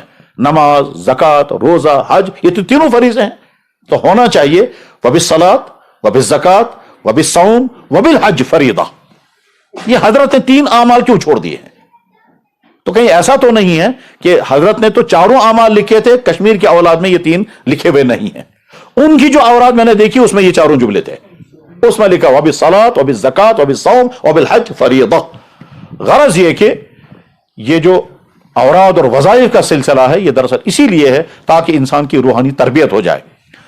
تو میرے بھائیوں، اللہ کے فضل و احسان سے، اللہ کے انعام سے، اللہ کے کرم سے اب جب یہاں خانقاہی سلسلہ شروع کرنا ہے تو انشاءاللہ ہم ارادہ کریں گے بڑی پابندی کے ساتھ جو بھی نظام ہوگا اس نظام میں آ کر کے فائدہ اٹھائیں۔ بے شمار انسان تلاش میں رہتے ہیں، خدایا کہیں کوئی جگہ ملتی، کہیں کوئی شخص ہوتا، کہیں کسی سے جڑتے، کہیں کسی سے رابطہ ہوتا، کوئی تربیت ہماری کرتا۔ یہ ایسا ہی جیسے کسی علاقے میں ڈاکٹر نہ ہو اور لوگ پریشان ہوتے ہوں، کاش یہاں کوئی ڈاکٹر ہوتا، ہم اپنے بیماروں کو لے جاتے۔ بس ٹھیک اسی طرح سے روحانی بیماریوں میں ہم سب مبتلا ہیں، ایک جگہ پر ہے، دوسرا دوسری جگہ پر ہے، ایک عالم میں ہے ایک دوسرا۔ وہ آدمی جو نماز ہی نہیں پڑھتا ہے یہ ایک مرض میں مبتلا ہے، وہ آدمی جو نماز پڑھ رہا ہے مگر اخلاص نہیں ہے نماز میں، یہ دوسرے مرض میں مبتلا ہے، وہ آدمی جو نماز پڑھتا ہے مگر دھیان نہیں رہتا ہے وہ تیسرے مرض میں مبتلا ہے، وہ آدمی جو کوئی کام کر رہا ہے مگر فخر کر رہا ہے یہ چوتھے مرض میں مبتلا ہے۔ غرض یہ کہ امراض قلبیہ، اس میں ریا، اس میں کبر، اس میں حسد، اس میں بغض، اس میں کینہ، اس میں حرص، یہ تمام امراض ہیں۔ ان امراض کا علاج بھی اسی خانقاہ کے ذریعے ہوتا ہے، تو اللہ کے ساتھ تعلق مضبوط ہو جائے، جو امراض ہوتے ہیں وہ امراض نکل جائیں، اخلاص کی کیفیت پیدا ہو جائے اور ہم ویسے اللہ کے بندے بن جائیں جیسے اللہ کا بندہ بننا چاہیے۔ آج کے جس دور میں ہم زندگی گزار رہے ہیں اس دور میں چاروں طرف سے گناہوں کا سیلاب ہے، اور اس سیلاب کے نتیجے میں آدمی کا بچنا بہت مشکل ہے، لیکن جب انسان اپنی روحانی تربیت کرتا ہے اور اس روحانی تربیت میں اپنے بتائے ہوئے مرشد کے اعمال پر پابندی کے ساتھ عمل کرتا ہے تو شدہ ہوتے ہوتے ایک کیفیت آ جاتی ہے کہ انسان گناہوں سے بچنے میں سہولت محسوس کرتا ہے۔ مجھے یاد ہے ایک دفعہ ایک نوجوان لڑکے نے، واللہ عالم آج کہاں ہوگا، وہ غالباً یہاں نہیں ہے کشمیر میں، کہتا ہے اس نے مجھے کہا، دلچسپ جملہ اس نے بولا، کہنے لگا جی ایک زمانے میں میری حالت یہ تھی کہ میں کالج میں جاتا تھا، صبح سے شام تک میری آنکھ گناہ کرتی رہتی تھی اور میں اپنی آنکھوں کا قابو نہیں کر پاتا تھا اور مجھے بہت شوق رہتا تھا اور اسی میں مبتلا رہتا تھا۔ کہتا ہے پھر میرا کسی سے تعلق ہوا، اس تعلق کے نتیجے میں اعمال کرتا رہا۔ کہتا ہے اس وقت میری حالت یہ ہے، اس کا جملہ بولا، اس وقت میری حالت یہ ہے کہ کوئن تو زائن میں نظر میں دوشے برابر۔ کہتا ہے کسی عورت اور کسی پتھر کو دیکھنا میرے لیے برابر ہی ہے۔ اللہ کرے یہ کیفیت ہماری ہو جائے۔ اگر یہ کیفیت ہو گئی پھر تو یہ امتحان ہی نہیں رہے گا ہمارے لیے، اور اس امتحان میں آج کے مردوں کو بچنا بہت مشکل۔ انسان کماتا ہے بہت کچھ، باہر نکلا بس ایک مرتبہ بد نظری ہو گئی سارا بھسم ہو جاتا ہے۔ بہت مشکل امتحان ہے ہم سب کے لیے یہ، اپنی آنکھوں کی حفاظت اور اس لیے مشکل ہے کیونکہ معاشرے میں جانا ہے، سڑک پر بھی جانا ہے، دفتر بھی جانا ہے، ہسپتال بھی جانا ہے، تعلیم گاہوں میں بھی جانا ہے، غرض ہے، اور وہاں ہماری ہی بیٹیاں، ہماری ہی بہنیں، ہماری ہی مائیں پرکشش لباس پہن کر کے زیادہ سے زیادہ دلکش بن کر کے سامنے آ رہی ہیں، اور باہر کے اب تو گھر میں بھی ہیں، اور گھر میں کیا اب تو جیبوں میں ہیں۔ اگر اللہ کا خوف، اگر اللہ کے ساتھ ہمارا تعلق قائم ہو گیا، محبت کا تعلق اور خوف کا تعلق، اس کے بعد رات کی تنہائی کے اندر، بسترے کے اندر آپ کے موبائل میں کتنی گندی چیزیں ہوں گی، وہ اللہ کا خوف دیکھنے نہیں دے گا۔ رات کی تنہائی میں سوچیں، میں دیکھوں گا، یہ گھنٹوں تک دیکھتا رہوں گا، مگر میرا اللہ مجھ سے ناراض ہوگا۔ میں کیسا بندہ رہوں گا یہ اللہ کی زمین پر رہوں اور اللہ مجھ سے ناراض ہو۔ ایک وقت ہوتا ہے انسان کو پرواہ ہی نہیں، اللہ راضی ہے یا ناراض ہے، مجھے کیا پرواہ۔ اور ایک حالت یہ ہوتی ہے کہ بے قرار ہوتا ہے، میرا اللہ مجھ سے ناراض ہوگا۔ اس کی علامتیں بھی کتابوں میں لکھی ہوتی ہیں کہ کب محسوس، جب اعمال کی طرف رغبت ہو اور گناہوں کی نفرت ہو، تو اس کا مطلب یہ ہے کہ اللہ نظر رحمت فرما رہے ہیں۔ اور اگر اعمال کی طرف رغبت نہیں ہو رہی ہے اور گناہوں کی طرف شوق بڑھ رہا ہے، اس کا مطلب یہ ہے کہ ہم غلط راستے پر ہیں۔ کاش وہ کیفیت ہماری پیدا ہو جائے کہ اعمال کا شوق ایسا جیسے ہمیں دنیا کے دوسرے شوق ہے۔ مشہور ہے حضرت گنگوہی رحمہ اللہ تعالیٰ جب حضرت حاجی امداد اللہ رحمہ اللہ تعالیٰ سے بیعت ہو گئے، 7 سال کے بعد حضرت حاجی امداد اللہ نے خط لکھا، مولوی رشید احمد، باقی تمام لوگوں کے خطوط آتے ہیں، وہ اپنے حالات لکھتے ہیں، تم اپنے حالات کیوں نہیں لکھتے؟ کیا مطلب؟ اپنے شیخ کو اپنے حالات سنانے ہوتے ہیں کہ حضرت میں نماز پڑھ ہی نہیں رہا ہوں، یہ بھی سناؤ۔ حضرت نماز پڑھ رہا ہوں مگر دھیان ہی نہیں رہتا، یہ بھی سنائیں۔ جی نماز پڑھتے ہوئے بڑا لطف آ رہا ہے، یہ بھی سنائیں۔ جی نماز پڑھتے ہوئے خیالات آ رہے ہیں، جو کچھ بھی اچھی یا بری حالت ہے اپنے ڈاکٹر کو بتانی ہوتی ہے۔ تو حضرت گنگوہی رحمہ اللہ تعالیٰ نے جواب لکھا، کیونکہ وہ خط نہیں لکھ رہے تھے یا لکھ نہیں پا رہے تھے یا مکہ مکرمہ بھیج نہیں پاتے تھے، تو حضرت نے وہیں سے لکھا، مولوی رشید احمد تم نے اپنے حالات نہیں لکھے، تو حضرت نے یہاں سے جواب لکھا، حضرت بندے کے حالات ہے ہی نہیں کچھ، تو کیا حالات لکھوں گا؟ یعنی گویا تواضع میں بتایا کہ حضرت اگر میں کسی مقام پر پہنچا ہوتا تو میں لکھتا، اس مقام پر پہنچا، میں کہیں نہیں ہوں، میں تو وہیں ہوں۔ ظاہر یہ کرنا چاہ رہے ہیں۔ اس کے بعد لکھا، البتہ آپ کے ساتھ آپ کے دامن سے وابستہ ہونے کے بعد اپنے اندر میں 3 تبدیلیاں پاتا ہوں۔ فرمایا تمام اعمال شرعیہ اعمال طبعیہ بن گئے ہیں۔ اتنی بڑی بات فرما دی، ہم کو اولاً یہ سمجھ میں نہیں آئے گا، اور اگر سمجھ میں آ گیا تو ہماری یہ کیفیت کہاں بنے گی، کہاں اس مقام پر ہم پہنچے کہ ہماری حالت یہ ہو جائے کہ جیسے انسان کو نیند آتی ہے تو نیند آنے کے بعد پھر اور کوئی چارہ نہیں، صرف سونا ہی ہے۔ جب انسان کو بھوک لگتی ہے تو اس کے بعد کوئی حل نہیں سوائے کہ کھانا کھانا ہی ہے۔ جب انسان کو قضاء حاجت کی ضرورت پڑتی ہے، اس کا حل ایک ہی ہے، قضاء حاجت کرنا ہی کرنا ہے۔ یہ طبعی تقاضے ہیں، طبعی تقاضے پورے کرنا انسان کا نیچرل تقاضا ہے، یہ نیچرل ڈیمانڈ ہے، یہ پوری کرنی ہی کرنی ہے، اس کا کوئی الٹرنیٹو نہیں ہے۔ تو حضرت نے فرمایا آپ کے ساتھ بیعت ہونے کے بعد شرعی اعمال ایسے ہی بن گئے میرے لیے جیسے یہ طبعی اعمال ہے۔ پیشاب پاخانہ نہیں کروں گا تو کوئی حل ہی میرے پاس نہیں ہے، نماز نہیں پڑھوں گا تو کوئی حل ہی میرے پاس نہیں۔ یعنی جیسے میری طبیعت مجھے مجبور کرتی ہے، نیند آ رہی ہے سو جاؤ، ایسی ہی طبیعت مجھے مجبور کرتی ہے کہ نماز پڑھنی ہے۔ تو اعمال شرعیہ اعمال طبعیہ بن گئے۔ اور جیسے انسان کو کچھ چیزوں کی فطری نفرت ہے، فطری جیسے پاخانے کی نفرت ہے، کہ ایسے گناہوں کی فطری نفرت ہو گئی مجھے۔ اب جب نفرت ہو گئی تو گناہ کی طرف نہ جائے گا ہی، بلکہ گناہ کا تذکرہ بھی نہیں کرے گا۔ کہتے ہیں رابعہ بصریہ کی خدمت میں کوئی صاحب آئے اور انہوں نے بار بار زناکاری کی مذمتیں بیان کی، مذمتیں بیان کرتے تو حضرت نے فرمایا اس کو یہاں سے نکال دو، اس آدمی کے دل میں زناکاری کا اثرات ہے۔ انہوں نے کہا حضرت کیسے؟ فرمایا اگر مکمل نفرت ہوتی تو تذکرہ بھی نہیں تم کرتے، تذکرہ کرنا بھی علامت ہے کہ کچھ نہ کچھ نفرت تمہیں ہے۔ تو تمام اعمال شرعیہ اعمال طبعیہ بن گئے، اتنا اونچا مقام حاصل ہوا، یہ ہم سمجھ بھی نہیں پائیں گے پوری طرح سے کہ اس کے معنی کیا ہیں۔ یعنی کاش ہماری حالت ایسی بن جائے کہ اللہ نے جو حکم دیا ہے اس حکم کو پورا کرنا ایسا ہی ہماری طبیعت میں رچ بس جائے، اس کے بغیر ہم کوئی اضطراب کی حالت طاری ہو جائے، بے قراری ہو جائے، اور بے قراری ختم نہ ہو جب تک ہم، چنانچہ نماز چھوٹے گی نہیں، اور اگر چھوٹ گئی تو اتنی بے قراری ہو جائے مجھے کیا ہو گیا، اولاً چھوٹے گی نہیں، اور اگر چھوٹ گئی تو اتنی بے قراری ہو جائے کہ بس ہمارے اس روحانی تربیت کے نتیجے میں یہی حال۔ تو جس ماحول میں ہم زندگی گزار رہے ہیں، اس ماحول میں خانقاہی نظام ہماری روحانی تربیت کا واحد نظام ہے جس کے نتیجے میں ہم اپنی تربیت کر پائیں گے. اور یہ وہ نظام ہے کہ بڑے بڑے اکابرین بھی اپنے آپ کو محتاج سمجھتے تھے. ہمیں اس کے ساتھ جڑنا ہے. حضرت گنگوہی، حضرت نانوتوی علوم کے پہاڑ تھے. حضرت نانوتوی کا علم کتنا زیادہ تھا تھوڑا سا اندازہ ہو جاتا ہے سر سید احمد خان نے کیا لکھا ہے حضرت نانوتوی کے بارے میں. لیکن اتنے بڑے اونچے مقام پر پہنچنے کے باوجود بیعت ہو گئے حاجی امداد اللہ مہاجر مکی سے.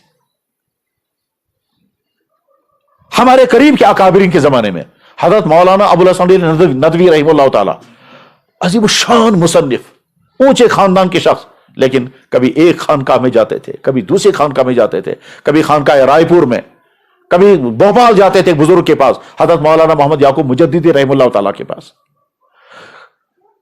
حضرت مولانا حبیب الرحمن اعظمی رحمہ اللہ تعالیٰ بہت اونچے درجے کے محدث، اس قدر اونچا مقام اس کا علم کا جس کا ہم اندازہ نہیں کر سکتے. وہ تو بڑے بڑے محدثین کو تھوڑا اندازہ ہو جائے گا کہ مولانا حبیب الرحمن اعظمی کا مقام کتنا اونچا تھا علم میں، خصوصاً علم حدیث میں. جب ایک مرتبہ وہ مکہ مکرمہ میں گئے، اس زمانے کے وہاں مکہ مکرمہ کے سب سے بڑے مفتی تھے شیخ بن باز. وہ وہاں کے مفتی بھی تھے، وہاں کے محدث بھی تھے. شیخ عبدالعزیز ابن عبداللہ ابن باز، شیخ بن باز انہیں کہتے ہیں، نابینا تھے وہ. تو مولانا حبیب الرحمن اعظمی جب تشریف لے گئے تو وہاں تعارف کرانا ہوتا تھا خود ہی، کیونکہ شیخ بن باز جو ہے وہ نابینا تھے. تو مولانا حبیب الرحمن اعظمی رحمہ اللہ تعالیٰ نے فرمایا اپنے بارے میں، انا حبیب الرحمن الاعظمی من الہند. تو شیخ بن باز فوراً کھڑا ہو گیا، کہنے لگا استغفر اللہ، شیخ انت آتے ہی تو ہو نا، حضرت آپ یہاں کیوں آئے؟ میں وہیں خود آپ کی خدمت میں حاضر ہو جاتا. مصر کے محدث تھے محدث احمد شاکر، اس نے لکھا اس وقت دنیا میں کبیر ترین محدث حبیب الرحمن اعظمی ہے، اور ہندوستان کا سب سے بڑا محدث تو یہی ہے. اکبر المحدثین من الہند وکبیرہم فی العالم مولانا حبیب الرحمن. لیکن یہ بھی مولانا حبیب الرحمن اعظمی خانقاہ میں حاضر ہوا کرتے تھے حضرت مولانا محمد احمد پرتاپ گڑھی کے اور حضرت مولانا شاہ وسیع اللہ رحمہ اللہ تعالیٰ کے اور دوسرے اکابرین کے ہاں. تو بڑے بڑے اہل علم خانقاہوں میں حاضر ہوتے تھے بزرگوں کے ہاں فیض لینے کے لیے، روحانی فیض لینے کے لیے. تو بھائی خانقاہ کا نظام یہاں انشاءاللہ شروع ہوگا، اس لیے بڑی پابندی کے ساتھ وقت پر اس میں شرکت کریں. اور یہ سمجھیے کہ یہ انسان انٹینسو کیئر میں آ جاتا ہے. اس انٹینسو کیئر میں آ کر کے پھر کیا ہوتا ہے، یہاں روحانی تربیت ہوگی. چنانچہ بے شمار بھائیوں کا معاملہ یہ ہے کہ وہ شام کو آتے ہیں، ان کی ایک حالت ہوتی ہے، اور صبح جو واپس جاتے ہیں تو حالت دوسری ہوتی ہے. کبھی کبھی آدمی کو لگتا ہے جو فائدہ تو ہوا ہی نہیں، لیکن فائدہ لازماً ہوتا ہے. جب آپ یہاں آئیں گے، مختصر سا بیان ہوگا، ذکر کے مجلس میں شرکت ہوگی، رات گزاریں گے، تہجد پڑھیں گے اور دعاؤں میں شرکت ہوگی، اور اس کے بعد پھر اپنی خامیوں پر نظر آئے گی، اور پھر اپنے شیخ کے سامنے اپنے حالات بیان کریں گے، اور پھر نیا ارادہ لے کر کے واپس جائیں. اسی کا نتیجہ آدمی کہیں سے کہیں پہنچتا.